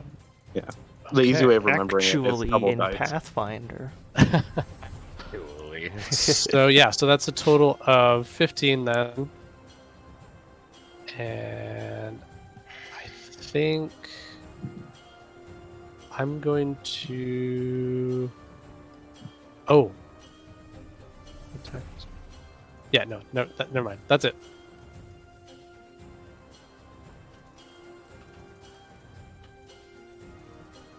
Alright, you can end your turn. Yeah. Thank you. Alright, on my turn, I'm going to do the thing I was going to do. And I'll extend. Ooh, I'm stretching. Oh, wow, that's a good stretch, though. My shoulder just popped. Okay, I'll extend the incantation. I'll say, hey, what was it that Zephylos said? Is something about a fireball before we engage? What was it that you said? He said he's perfectly capable of dropping a fireball on the two of you. Yeah. Jared will say, "Well, let's play with fire," as it all kicks off, and that'll activate his incantation. I don't have the ability to. Actually, I can cast it again, right? Yeah. Ah, yes.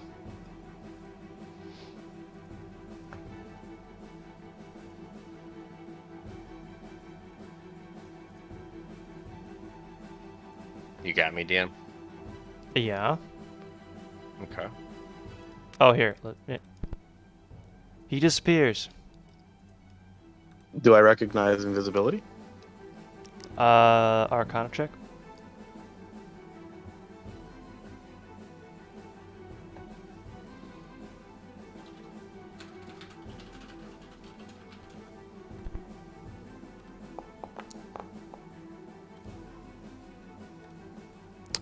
Yes, he just cast invisibility. Would that be his? Would that be part of his turn to figure that out? Zephylos? Mm-hmm. No. Probably because I know the spell myself. You know the spell. Yeah, that's fair. All right. I thought that was just a baseline thing that you can. I can't see my. Yeah, you're gonna have to tell me where you want him to move. Because only I can see him right now.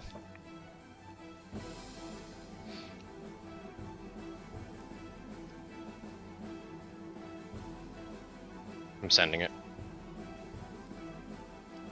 Alright.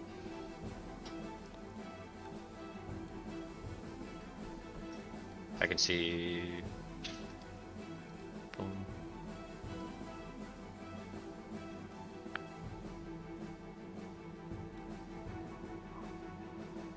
Alright. Alright. Good. I'm gonna send you a picture. That's how we're gonna have to do it.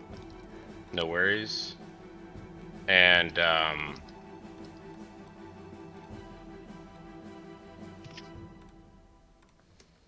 yeah. That's what I'll do. There you go. Pass turn. Okay. Jibble. Jibble is going to bite his ankle. His own ankle? Why would he do that? No, the ankle of Zephylos here, down here. Yes. Or is it a bite? Yeah, I want to do the bite, I think. Yes. What is that, like 1d4 minus 1 damage? Ooh, it does the crunchy noise, though.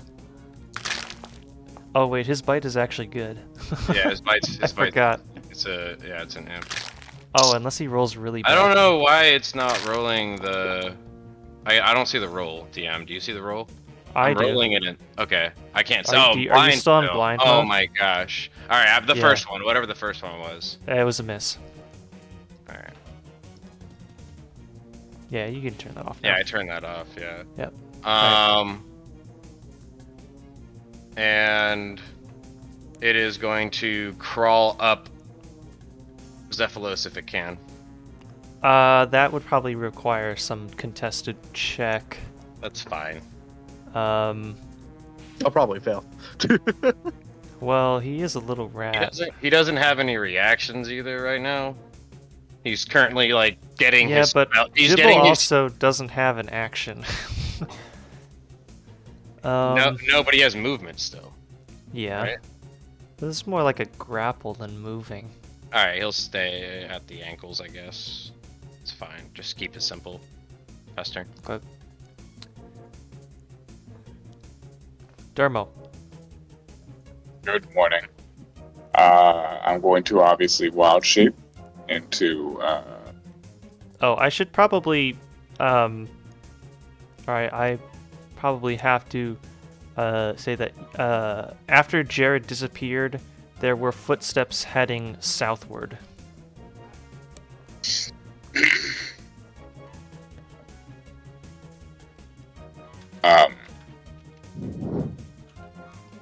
Yeah. Like, so... how would that not take part of their turn though? To like, no, I don't know. I feel like. What? Well, I probably wouldn't notice, honestly. Yeah, I feel like that's something you have to look for, right? My passive is pretty low. I probably the sound, wouldn't notice it. the sounds that you make while you moving. definitely hear that for sure. Yeah. I was thinking just seeing. Unless, the yeah, if you hide, then they would not have that info. Yeah.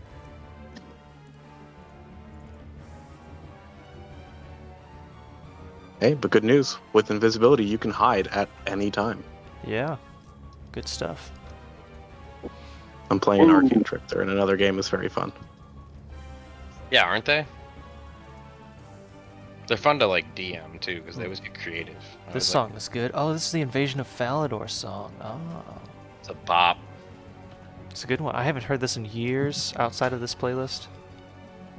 Oh my god. So, what is the most wolf-like creature I can turn into? Probably wolf. I don't think you can do a dire wolf yet. Well, I want it to be the highest level, like CR it can be. Let me link you to something.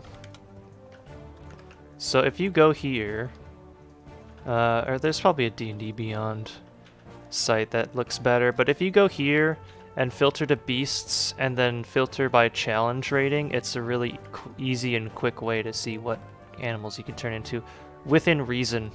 It has to be something you would have reasonably seen. Yeah. So let's see here. So no dinosaurs. So dinosaurs specifically, what you're saying? Okay. Yes. So I've been to Anachronia.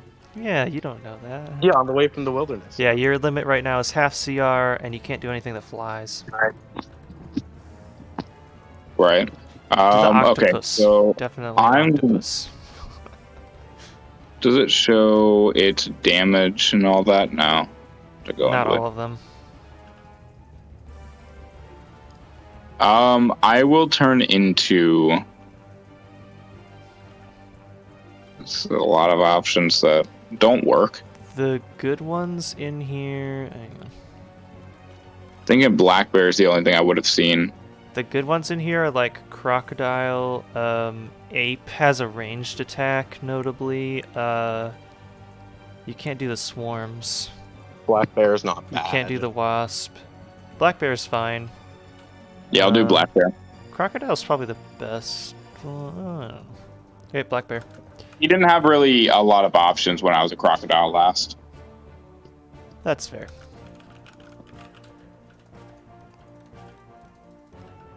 Alright, so how do I do it? Hang on, I'm giving you ownership of this token. Yep. Somehow.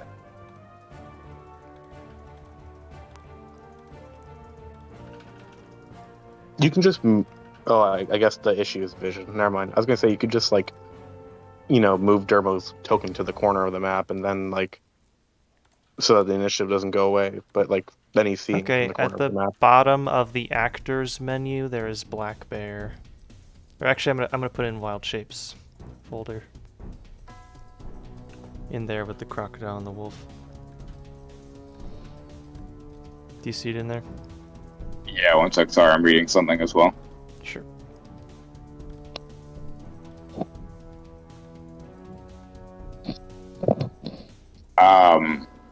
Under miscellaneous NPCs, or In miscellaneous and then wild shapes. I see it. Okay. So I just drag and drop that onto my thing, or what? I've already got him on here. From there, you can directly use the attack buttons. I'm trying to. How do I zoom into all that?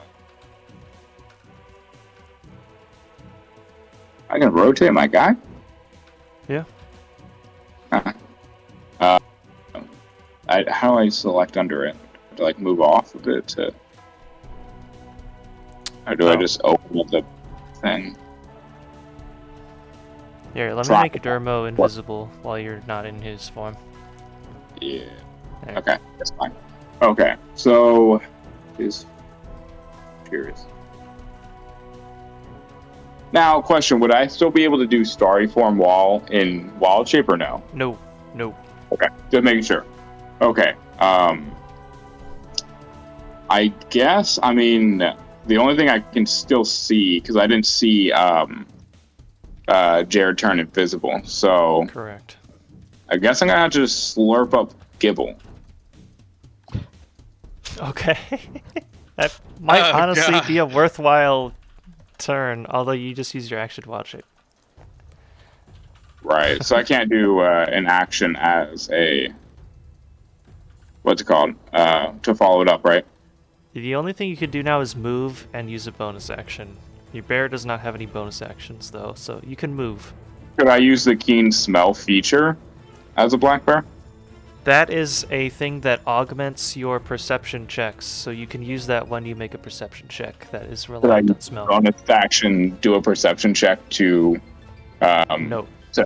No? Okay. Those are a perception check to search for something is an action. Could I perception check for something that's not searching? What are you looking for? Are you looking for Jared?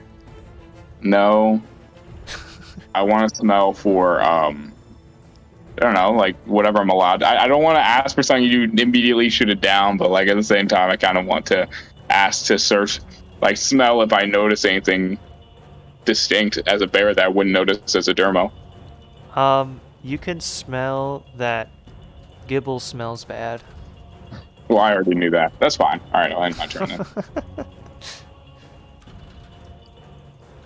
Zephylos, you're up. Oh, you only took that much damage? Oh my god. I took 15 damage. That's just what it looks like on my health bar. I'm going to hold my action. Okay. The held action is Fireball. Oh dear. And there are two clauses here. If I don't hear any directions from Striggy, it's being dropped right onto Oz.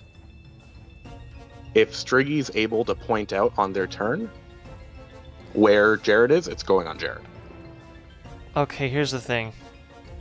You just gave me two different triggers. You have And to it pick has to one. be one. Okay. Then I won't do that then. And instead, I want to drop Fireball on Oz. Okay. And that saves my reaction for shield, so that's probably for the bear. It's nothing Yeah, personal, that's kiddo. probably a good idea. He is good at dex saves. Yeah. We'll give him that. Godspeed.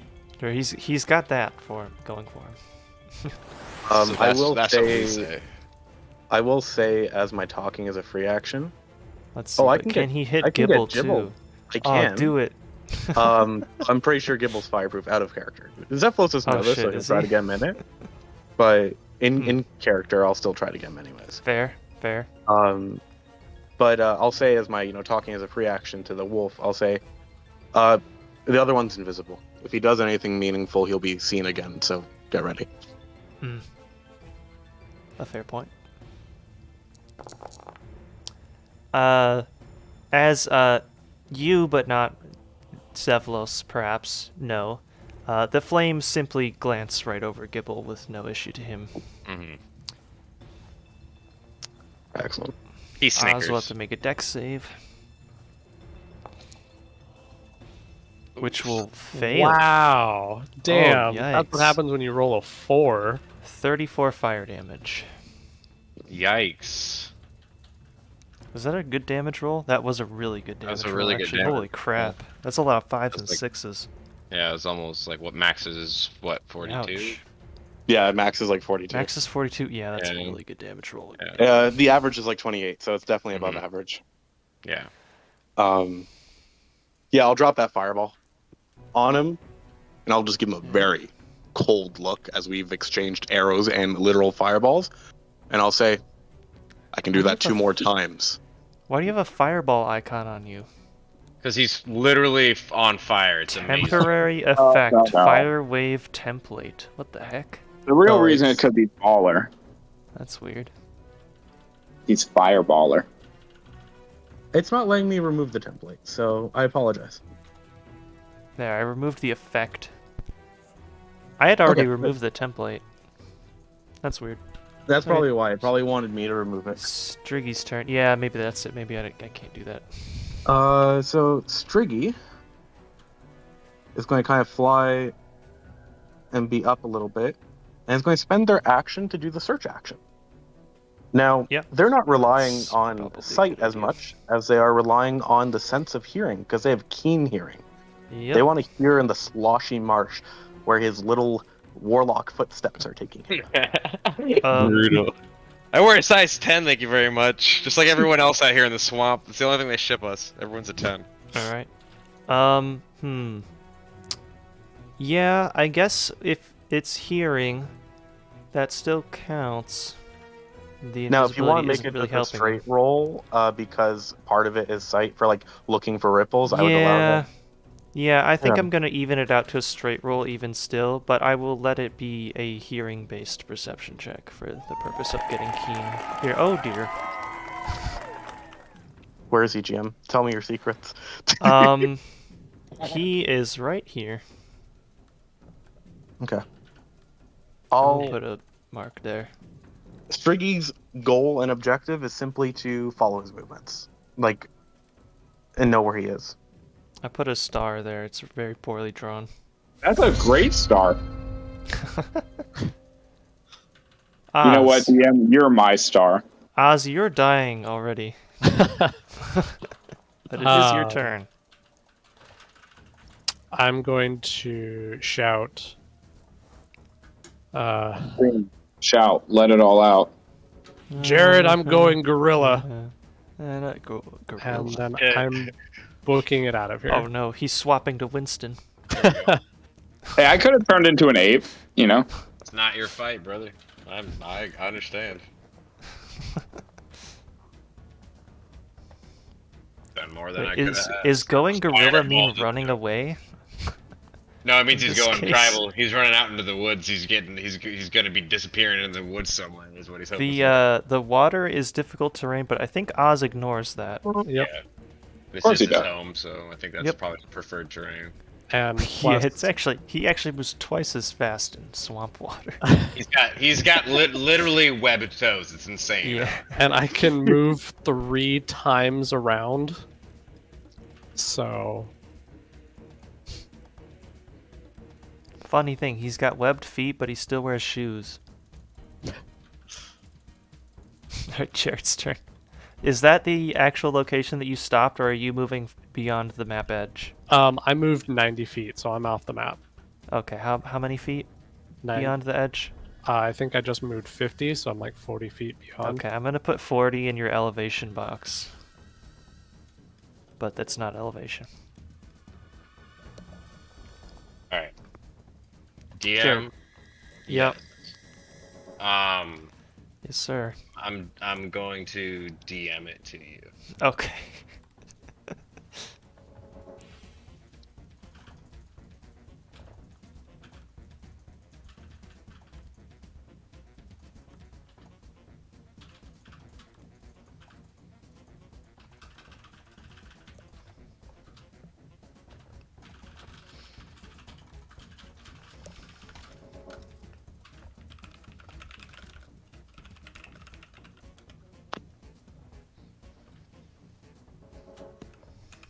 Yep, got you, DM. Let me do that real quick.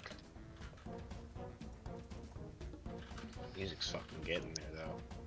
I'm on the Hobgoblin Geomancer music now. Oh, send me that. I'm not on that. Send me that. It's in the playlist. Okay, I'll get to it then. I might have played it later than you. I'm on shuffle. You guys can't see it, but I'm Fortnite Okay. dancing. Read engineering music. Yes. I'm just flossing in real life as we fight. It's my I'm coping flossing too, mechanism. but like, literally. Oz is flossing as he runs very quickly through that swamp water. I tabbed to jump music ahead, and then I'm tabbing back. Okay, there it is. Okay, you good? You got your action. Yeah, I'm making sure it's. Here we are. There it is. Okay. Are Interesting. you serious? Wow, that was pretty bad. Jared appears and fires an arrow towards Striggy, but it goes wide. That's crazy. That was unfortunate.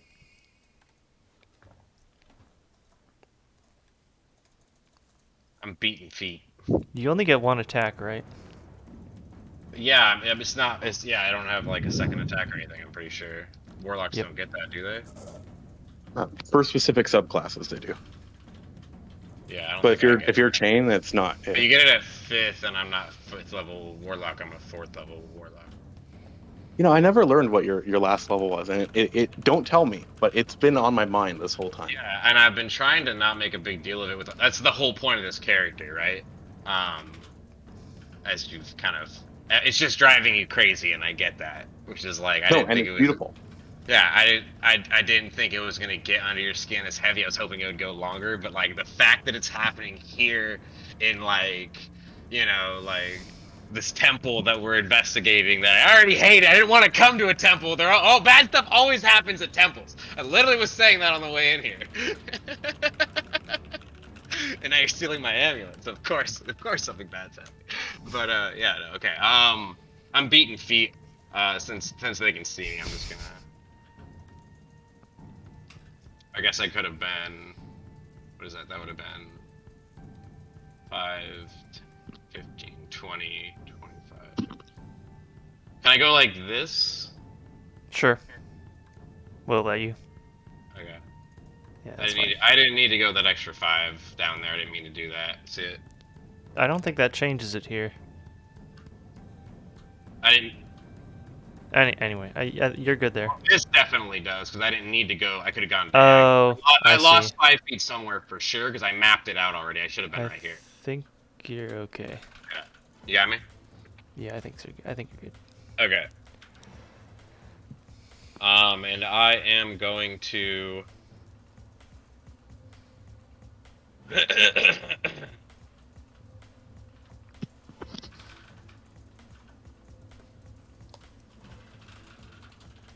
Here.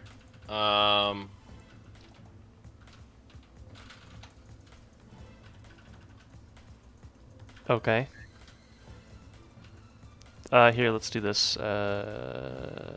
Yep. Can't see him anymore. Bop. I moved him the rest of that way. Cool. Oh, my thing's bugged?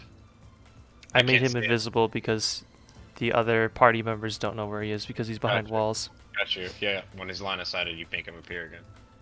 Yep. Fair enough. And that is my turn. Actually, double check here. I don't think I have anything I can really do that's special here. Yeah, I don't want to... Yeah, we're good. Pass turn.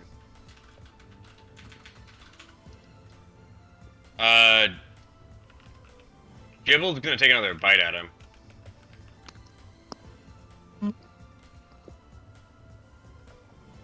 Okay.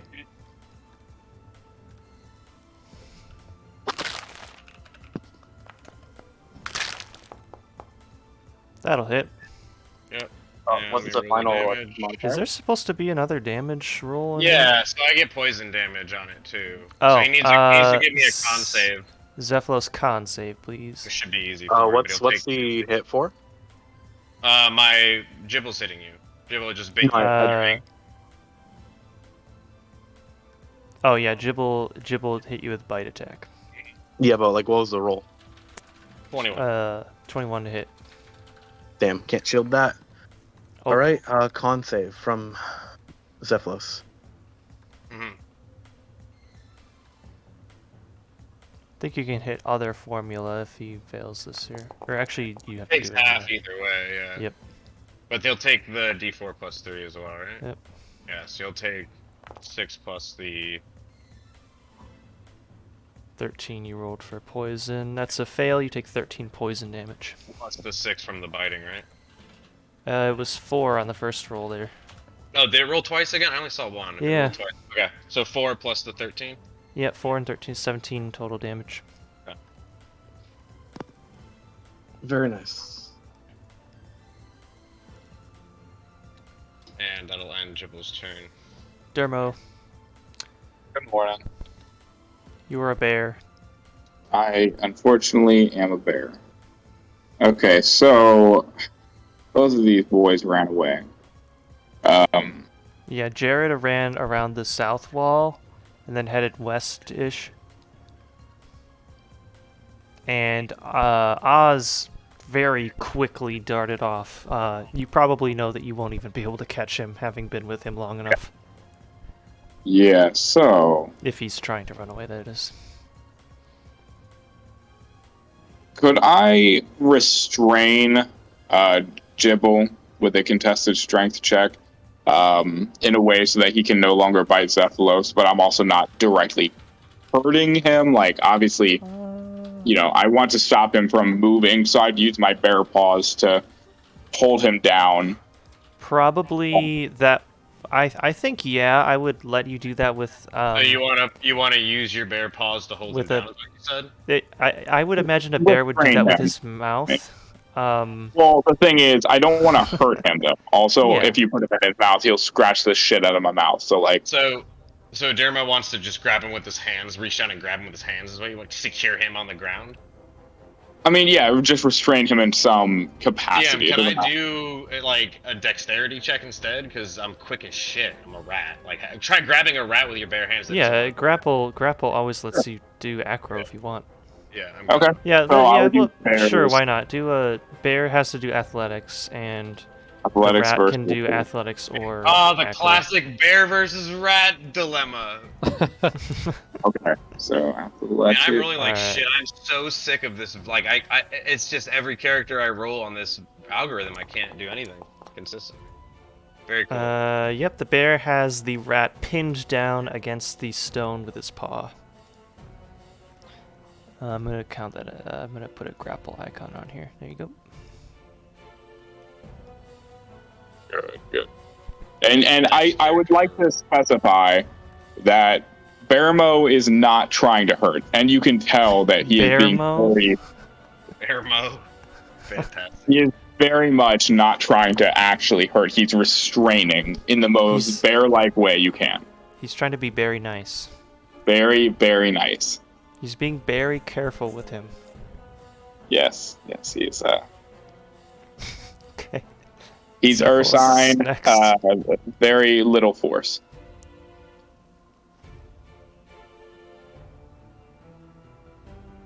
You'd finish? Yes, let me just... I'm using a laptop for the first time for Yeah, you're this. good. Zephylos. Jared had ran off south around the wall and then to the west. And Oz is probably gone.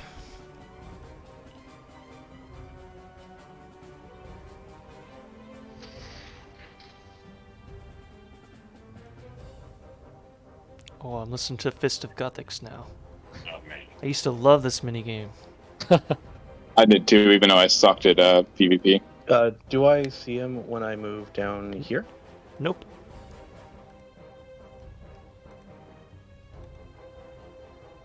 Okay.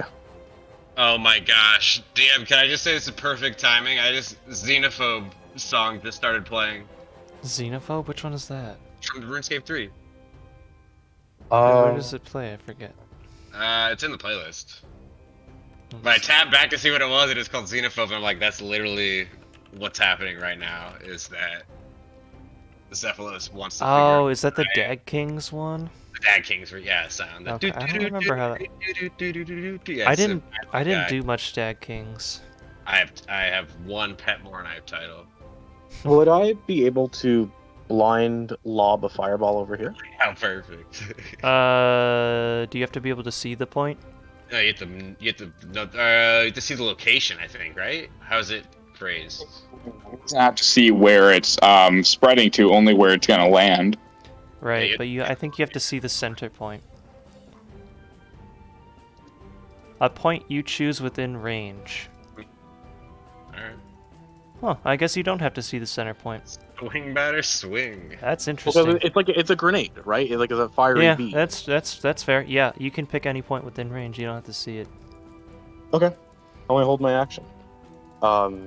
My trigger, a single one, Yeah. is going to be Single one. Striggy is going to kind of fly over where Jared is, and it's going to circle around. I want to drop it on the ground there. You're gonna drop it below Striggy when he stops moving. When he stops moving and like does a Essentially. little circle movement, yeah. Okay. Yeah, that's fair. And then Striggy's turn. Okay. Striggy is just gonna I wonder what's gonna happen. fly a little bit up and is going to go over the ruins to get a Striggy bird's eye view. pretty easily... Oh, you can't move past these walls. I can't whatever. move. He can easily see that Jared is here. Okay. How far can you fly? 60 feet without dashing. Quite a lot. Yeah, that was only like 40. I got you. So yeah, he's going to get over. He's going to be like 30, 40 feet in the air and circling around, so well out of fireball range. And then Jared's just going to see a orange bead of light just like descend from the heavens, and then kaboom. Okay. All right. End of session right here, boys. I'm about to end this man's whole campaign.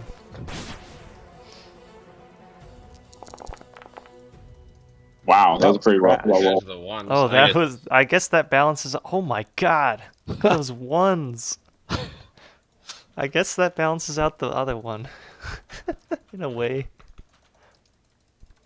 Jeez. See what happens when you delete the template now. After, I guess after we finish this turn. Jared, deck save.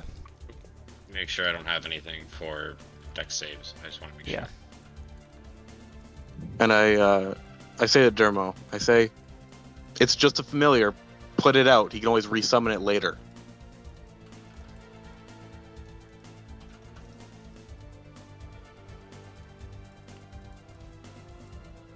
Bearmo cannot speak. Plus fire wave templated, but it auto rolled for you. But I'm gonna let you do the roll since that's what you were gonna do.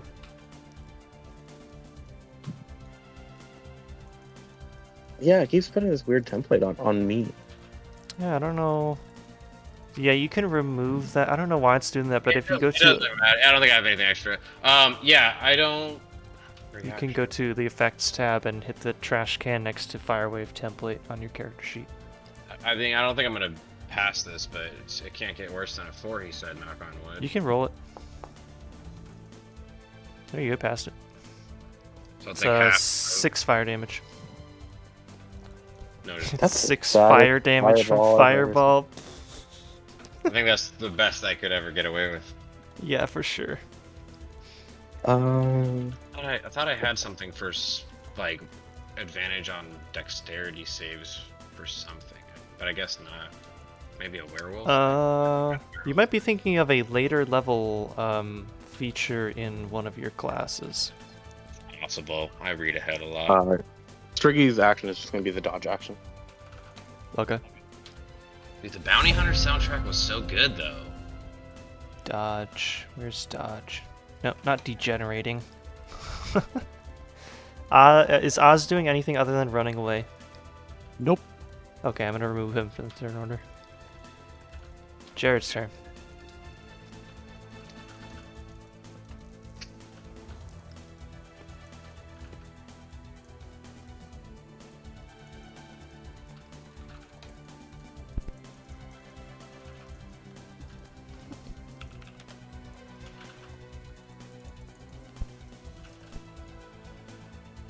Okay. Go ahead and roll it.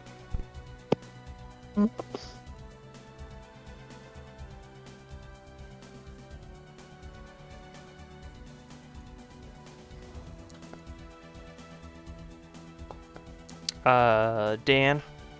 Yep. Did you mage armor Striggy?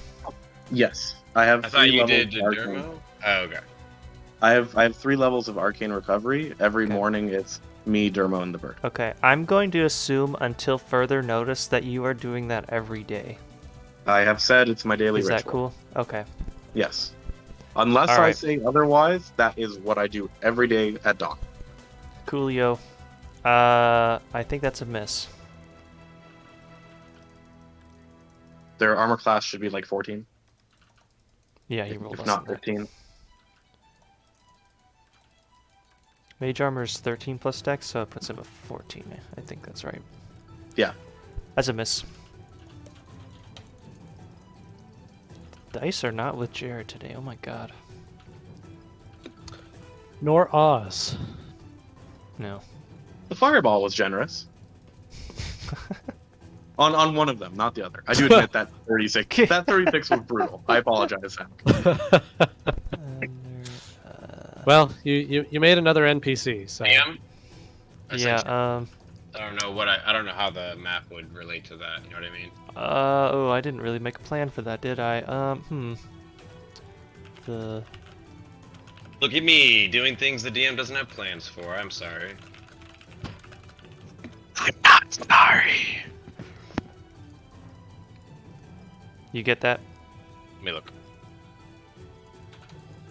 Got you.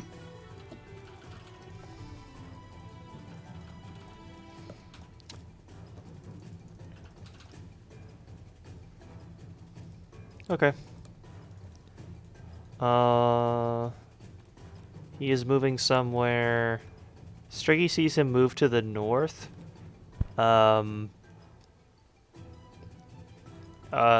To about like, how do I want to do this? Like this sort of area where there is a little bit of roof cover from Striggy's view. Make sense? Yeah. And his birds. Can a What was bird that? slow? Can a bird slow down? I guess it's a magical familiar. It can stop in the air. I guess, huh? Never mind. I'm like trying still to has to imagine fly something. like normal. Okay. I'm But, just trying you to like know- mentally picture. I'm trying to make a plan here. Like how do I would know how familiars work too, but like I don't. You know what I mean? Yeah. You know, they trying have to, to like- they have to move like the Do normal they have to do their animal full that they are. movement? They don't No. have to when they're flying. No. What's the minimum a bird can fly before it stalls out and falls? Is I guess what I'm trying to like. You know that birds can usually hover in place by flapping, right? Yeah, but that's because they have like a wind hitting them, like a downdraft or something, right? That's how they How do do you that. think that they take off? Flapping? Exactly. But like there's a forward motion, like they flap No, and then birds can stay in one spot if they want to. and take off straight up without going forward at all. Why are we having this debate? Because I'm trying to mentally picture how a bird how slow it can go. I'm gonna die here. I'm trying to mentally map out my plan. Right. If a familiar bird can just be like floating in place, zero movement in a turn, then I'm like I'm fucked. I'm just trying to like I know that I'm fucked. I'm just trying to figure out. According to the rules, yes, it can do that. That would get a whole lot more complicated if there were more complex restrictions on when they can and can't lift up and go down. Got you. So I'm fucked. I need to start thinking of other things. But yeah, that's my turn. So Jibble. Alright. Dibble is grappled by the bear under its paw. Bear Yeah, mouth. I'm gonna bite anywhere I can on the bear. Yeah, you can bite its paw. Yeah, sounds good. Sounds Wow. soft and fleshy. Now keep in mind, mage armor affects the bear too. What? Yeah, when you wild shape, you keep any spell effects that were on you. Bear that's arm, true. if you will.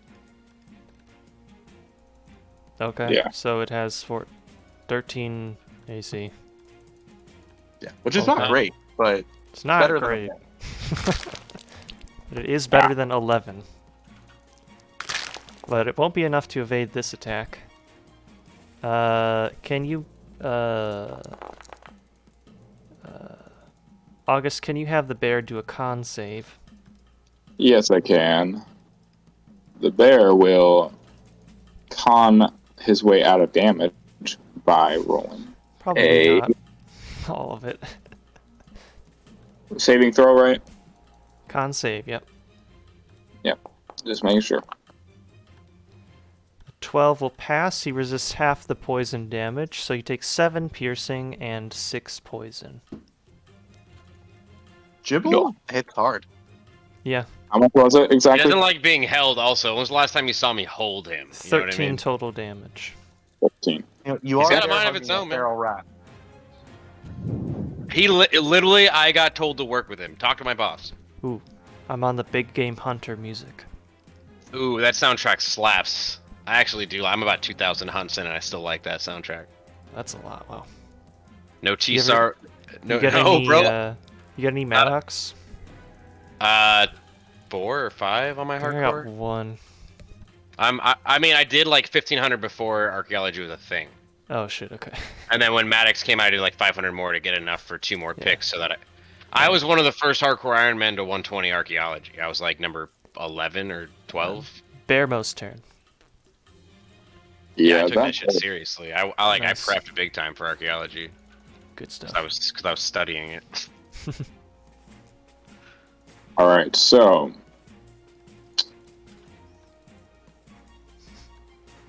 You still have it grappled. Your bear form is low on health. It is. So, I'm trying to remove damage Oz's token from this map. There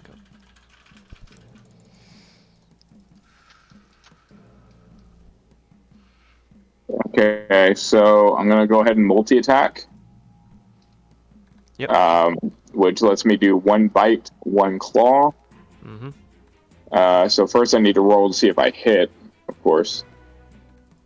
Yep. So I need to target to get glibble.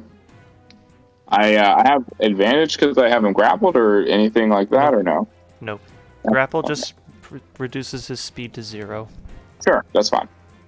Okay. So since he bit me, I'm like, what the fuck? And I'm gonna, Bite. So Bite back. How do I roll to click on the roll icon one of each, next to bite. Yeah, and do one of each of them. Do I roll multi-attack or one of each independently? No, roll the attacks individually. Okay. So like click on the bite icon. Yep. Yep, got it. So first one.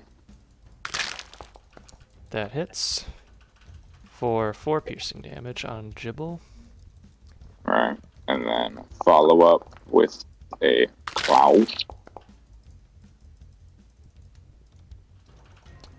Claws will also hit. Really good rolls. For another 8. So I think that will bring Gibble down. How much damage? 12. 4 and then 8. What kind and what kind? Piercing and then slashing.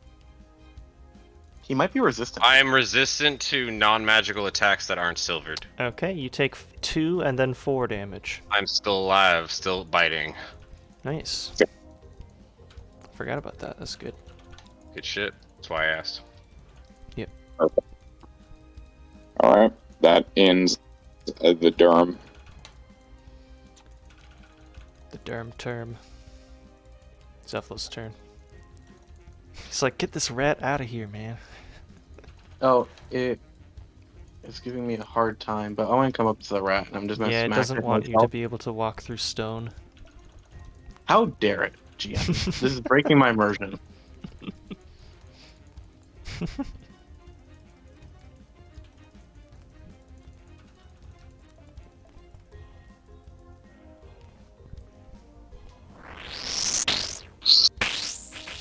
Sorry, that's not on a target. That shouldn't be. Hold on. Sorry, let me try it again. I'm trying to squeeze the blood out of this poor rat. Mm-hmm. Oh my god, is he actually going to activate the 0 hit points effect?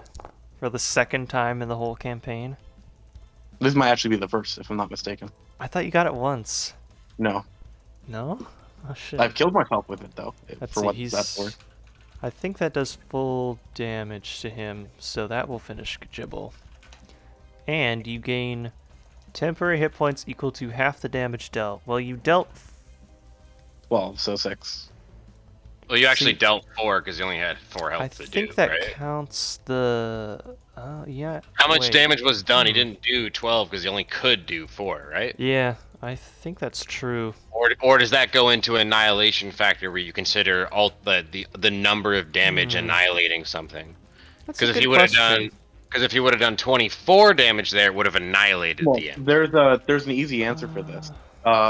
We can look up if Vampiric Touch counts negative. What? Vampiric Touch heals you for the damage you deal. So if we look up, does Vampiric Touch heal for full touch? I feel like if it only counted the HP the creature actually had, you would like never get anything out of these effects. Yeah, because you have to hit it to 0. Like at that point, you just I can see that being annoying because it's like, god damn it, why am I even trying to get to 0 if I'm only gonna get like 1 or 2 HP? I want to look this one up later, but I feel like in the name of having these effects be more fun, I want it to be the full roll. but we should look this one up. It's only temporary HP anymore, anyway, so it's not even like insane. Yes, you get 6.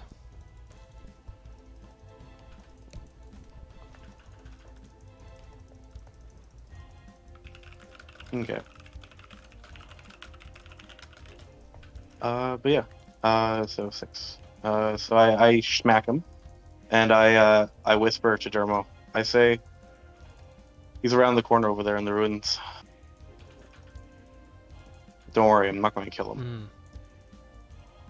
Don't worry, I'm not going to kill Okay. him. It's the last thing that maybe Some here. people are arguing that you're still dealing damage to a target beyond 0 hit points. It's just their hit points don't go beyond 0, based on some obscure wording on like the knockout rules. I see both schools of thought. Yeah, I like both. I understand both thoughts, but I think from both the player and the enemy side, counting it as the full damage is more fun. So we're gonna do that. I vote to have fun. Yeah, me too. Okay, so I want to cast Majra Breath, targeting Striggy. Mm-hmm. It's a bonus action, right? Yep. And Blood Rush was a cantrip? It was. Okay. And that's my turn. So Striggy's turn. Oh, that's a touch range, so you can cast it from him onto his self. Yes. I've been doing that this whole campaign, GM. I just realized that it was touch range. So Striggy's going to lower himself and come over here so that he can get to level with Jared. Wow, look at that. There he is. And he's going to let it rip. Beyblade. Perfect time. We headed to it. And here, he'll actually come over here because he would have seen which side of the tunnel he went to. Okay. And let's do that. Why am I going to Striggy's character sheet? This is Ephilos' spell. You fool. You've fallen for my trap card. Now I know I said I'd smoke him out, and I know it would be a great opportunity to use the smoke version, but I have no idea what this guy is like actually good against. So I want to use ice. Joke's on you, he's ice resistant.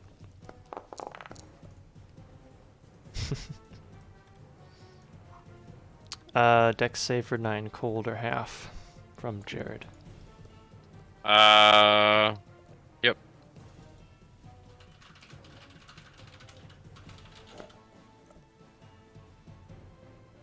I think that's a fail. Yeah, 12 fails, I think. Was it? That's failed. It's DC 15. 9 cold. Okay. Oh no, it put another one of those effect things on you. Why? It's happening with all the template spells, and this is a legitimate spell. It's doing that now. That sucks. okay. Wait, maybe if you delete the effect first, does it remove the template? I'll try next time. Yeah. But Striggy's going to use the rest of his movement to move somewhere out of line of sight. Okay. And I know mechanically this means nothing, but owls don't make sound when they fly. They are quiet flyers, but he would still have to hide. Yes, I know, and that's the meme. All right. That's all he does. Okay. And I'm sorry to do this, but it is midnight. We have to pause here. We have to stop here. We had a nice extended session, despite a couple of pauses and delays. But I want to go to sleep. Yeah, it's fair. We'll be here next week. So we're gonna go to sleep now. Let's do some. I know this is a very eventful and long session, but let's do some 3 favorites with a little bit of haste. I'll go first. Yeah. So something that I like that the DM did was kind of getting a feel before we jumped into the combat, just of how everyone felt before doing it. Like obviously it's something that could happen, but something that someone else did was those wizard explaining firewood to Oz. That was so stupid. I loved it. That was great. And then something that I think that I liked about, I mean, I feel like there's a lot of things honestly tonight for Jared especially. But I think to pick one, I think I really liked that he was defending the people in the cuisine of Canifis. Like, there's a couple outbursts and he wasn't standing for it, kind of getting his blood boiling already, setting the theme for the day. And then the stolen amulet being kind of like the nail in the coffin for like him putting up with Zephylos' like, it just feels like arrogance, I guess, like entitlement to his item. I don't know. And he wasn't having it. So I just felt like Jared had a lot of moments here where he showed some character, and standing up for the people of Canifis was probably my favorite thing out of tonight. But those are my highlights. The firewood was too damn good, though. Yeah, like fire, like how you get firewood, right? Has anyone ever asked for damn firewood in the history of firewood ever? Maybe if you want a smoky, peaty fire, but I just want to do all fired up. Okay, listen. Oh my god. You're fired. I'll go now. all fired. All fire. Yeah, there's a meme. All fired up with just fire, and it's a picture of us just scorched by fireballs. Yeah. The group was all fired up today. Let me. And Majra breath too, like all the fire. Favorite thing another player did. With Oz running away, I don't know the character well enough to know if I'd pin that as character integrity, but I would for sure say for Jared, Shab has demonstrated a lot of character integrity, like, you know, standing up not only for like the Canifis cuisine, that was definitely a more subtle and really cool example, but just in general, the like, you know, no hesitance to draw a weapon and stand ground and entertain this conflict in a very realistic way. Good job, Shab. And in a similar way. I think that when we sat down with Zayd a little bit initially when we were making these, like, we wanted to bring an element into the campaign with these characters that, like, would at least challenge some of these things that Zephylos, right? And you're sticking to your guns too, and I like that too. I've never found myself in a PvP encounter in D&D where I fight my party, so that was like a first for me, and it's definitely interesting. I know it's going to shape up incredibly for the story, so I'm excited for that. Yeah, I just overall tonight the making decisions based on what your character would do, literally to like a fatal flaw we might see here tonight or tomorrow or next week. But like, you know what I mean? Like, great job, everyone. Really, I think. And that actually segues into the thing I did. Again, this all stemmed like Zephylos can make whatever excuse he wants. He is curious. He is the embodiment of the wizard that hungers for knowledge more than he thirsts for water. And the fact that this weird magic item has been a kind of a thing twice now in his field of relevance, he just wanted to know what it does. And then as soon as Jared gets defensive, he really wants to know what it does. Like, what secrets is this hiding? Right? From a person he already kind of like thinks was kind of sus, but not enough to really say anything about. No, definitely. But now it's like, oh no, I gotta know what this is. Like I will fireball anyone.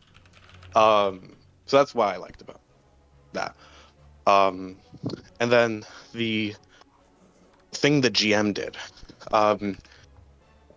I like that you trust us enough as a group to have these little like conflict episodes and still shape it in a way that's beneficial for the story, right? There's clearly no hard feelings in this.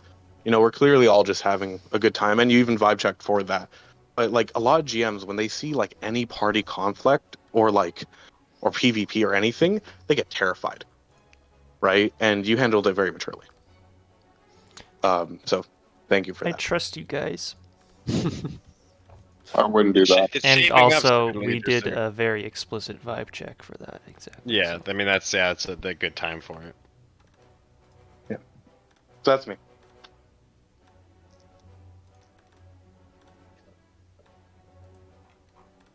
Yeah. Oh, okay. August. I mean, yeah, I'm good to go. Favorite thing DM does is kind of like let hands off with like the questing elements and things like that. Not babying it through. I mean, obviously we had to pass some checks and stuff, but like, you know, when it comes to puzzles or even like just the lore and stuff like that, obviously putting down the pieces, but not, making it like, oh, I wonder where the square peg goes. It's That's right, the square hole. Yeah, exactly. So yeah, that does tend to get really tedious and annoying for me. It's like when the DM treats every player like they need a personal butt wiper, and then so favorite thing another person does. I think for one specific person, it is just like, I don't know if it's just because of who he is personally, besides his characters, but just always sticking to the, specifically Jared, like not stepping down or not accepting no for an answer. And, just saying no for an answer on stole my item. You're just like, he's cool to take it. Well, if he can't kill you in one hit, he can have it. Is what you said. Yeah, like it's quite a transformation for a druid. Just it's Zerosian ways, right? He's sipping the purple Kool-Aid. That's literally what it is. It's a mentality. It's a mentality change, but yeah, but not backing down, because sometimes like conflict mitigation comes up, when you're playing a person, but you're not playing a person, you're playing a very specific character. Like he has his own background, he has his own, morality and sense of self. So not allowing your own personal conflict resolution get in the way of that is really beneficial to a storyline.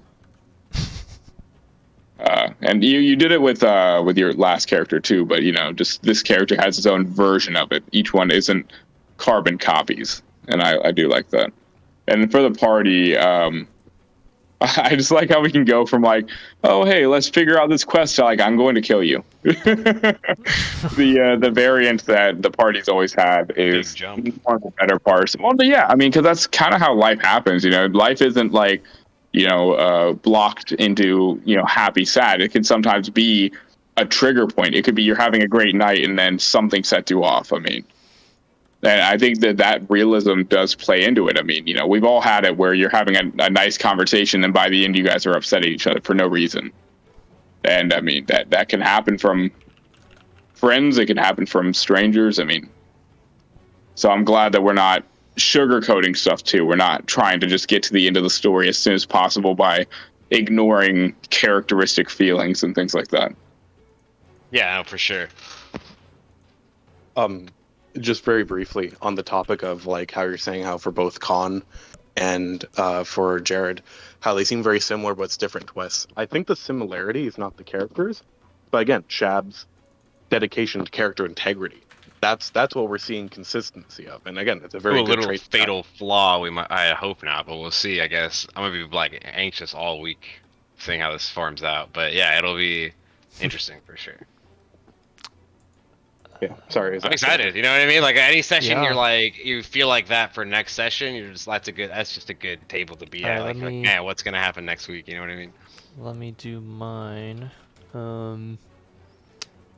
Something that I like that you guys did, just being very cool and bringing out the character drama. It's really, really exciting this session for sure. For me, I just like the moment where I was like, we had this high tension moment, and then August was just like, do I find anything cool? A really cool rock. So it's just, I'm imagining that playing out like a movie in my head. You have this. Hey guys, I found a rock. And like everyone's got weapons. You have this standoff, and then there's just a cut over to Dermo, and he's like, I'm looking for little sticks and branches. Why and is rocks. there never any fresh mushrooms in a swamp? And it's like we're all like such high tension. It's just over there, just like foraging. What a neat rock! The guys will love to see this rock when I get back. And he's got an armful of just forage goods, and he's holding this rock out, super proud, not focused on us at all, just looking at the rock. Yeah, like that's what would really guys, look at this rock. Oh, what guys? It's like when you're making a joke in a group and you don't realize that they're having they're having arguments already, and you just join and you're like, hey guys, what's up? And they're like, oh, this isn't okay. Great, okay. This is definitely a big story-changing moment here, and I'm excited to see how this will play out next week. See what I sent you though, Dion? Hang on, yeah. We'll look at that But later. yes, the best for sure. last. Definitely. Yeah. So that leaves me, I believe. Yes, sir. The best for Yep. last. Are you trying to nourish my familiar? So good, right? I forgot about that. That was definitely my favorite. There's a lot of moment. triggering points like, between Zephylos and Jared tonight. Honestly, like Yeah. That was that moment was just gold. But giving him fresh water. Have you lost your mind? Jibble, get out here. Eat some dirt. So my favorite moment from the GM changed a couple of times this this session. I think my stuff did too. At first, it was going to be letting the party talk about water for half an hour. Absolutely. But I think my favorite thing that hasn't already been touched on was definitely like I know it was Zephylos doing the wizard splaining, but you just throwing that term out there just threw that cherry on top of that moment. That's what it was for me Like, too. It was so good. It was just like I had a tear in my eye. No joke. It was my highlight by far. Like I shuffled a few things around because there's so many things this tonight's session for highlights, but that one, the other player thing, was not changing. It was just we had great RP tonight, but that was just such wizard splaining. I will say that forever. My favorite thing that I did this night was, or this evening, was turning over a PC to become an antagonist NPC. Maybe. No, definitely.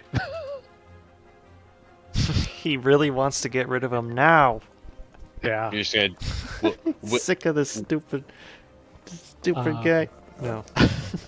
Yeah. So those are my three. I mean, if you're gonna spoil it, Zach,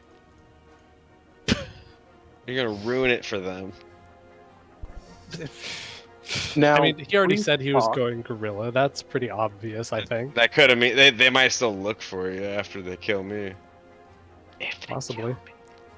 I don't know. You're still in fireball range. It's 150 feet. Kidding.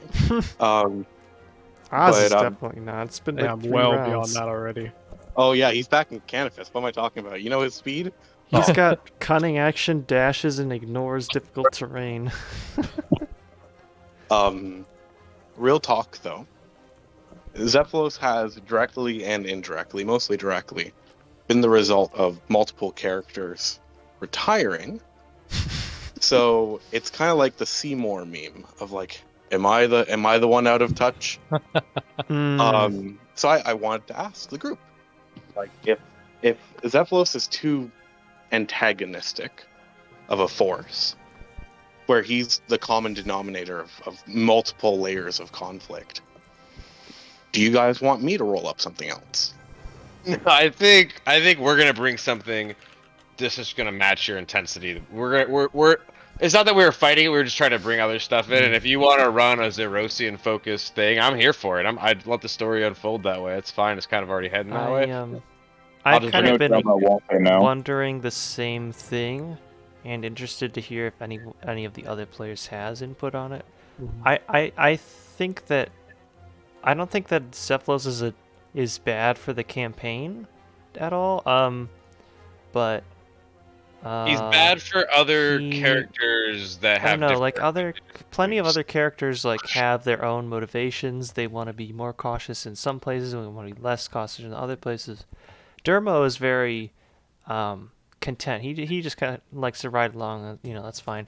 But the characters that the other two happen to have been playing are not really like that. So that's Yeah, I don't know. So what do you guys think? With Conan, or at least with Daisho, I'm not going to speak for Shab. I wasn't really like, I was trying to make a fairly like a character who's, he's not good. He's like I knew, because I knew we had a Zerosian mage, which is going to bring some questionable decisions, morals into the Yeah. party. So like I made somebody who wasn't a character who wasn't gonna more be directly loose, opposed to right? it, but like once it turns toward like it was still a character who as soon as it turned toward in inter-party conflict, he was like, fuck this shit, I'm out.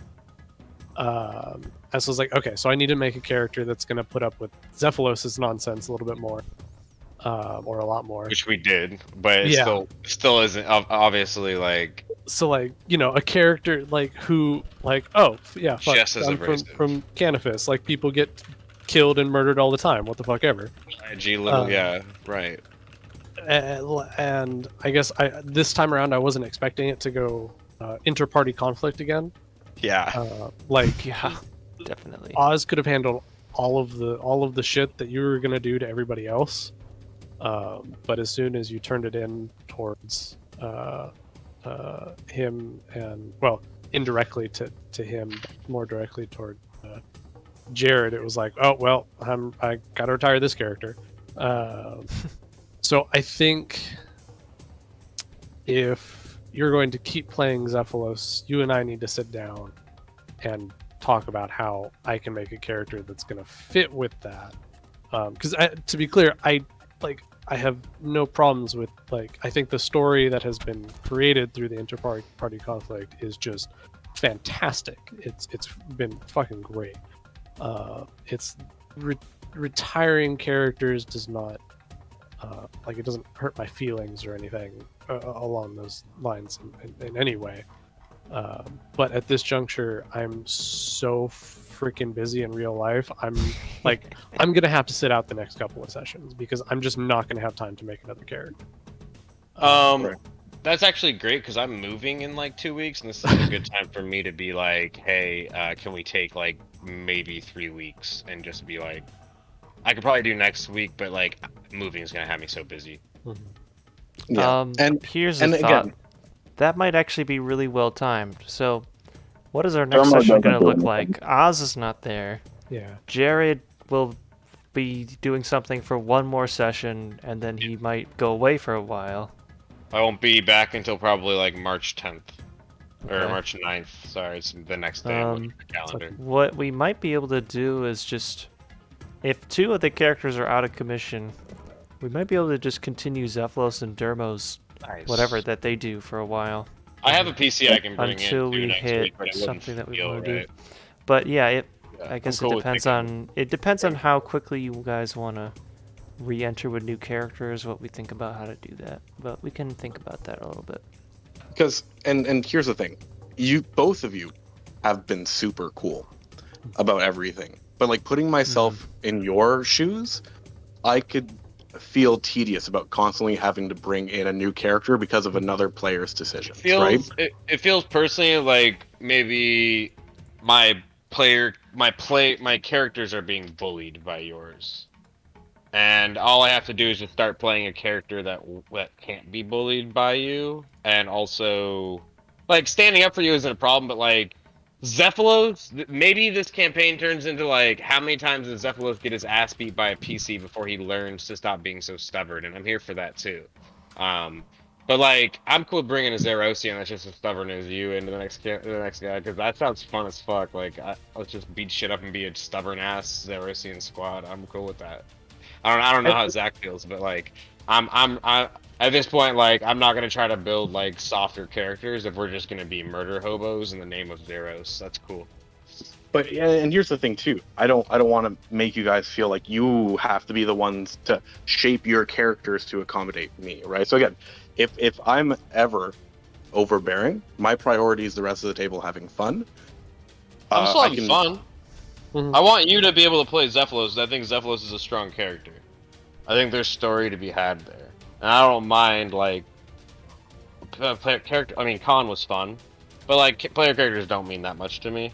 I rather see how the story unfolds, and this tonight's session was a hell of a story. I mean, you got me up past 11, and Danny's not asleep. You know what I mean? So like, it's 2 hours past what we're normally, and we're all here. So like, I think we so can all much agree anxiety right now. there was a lot going on in tonight's session.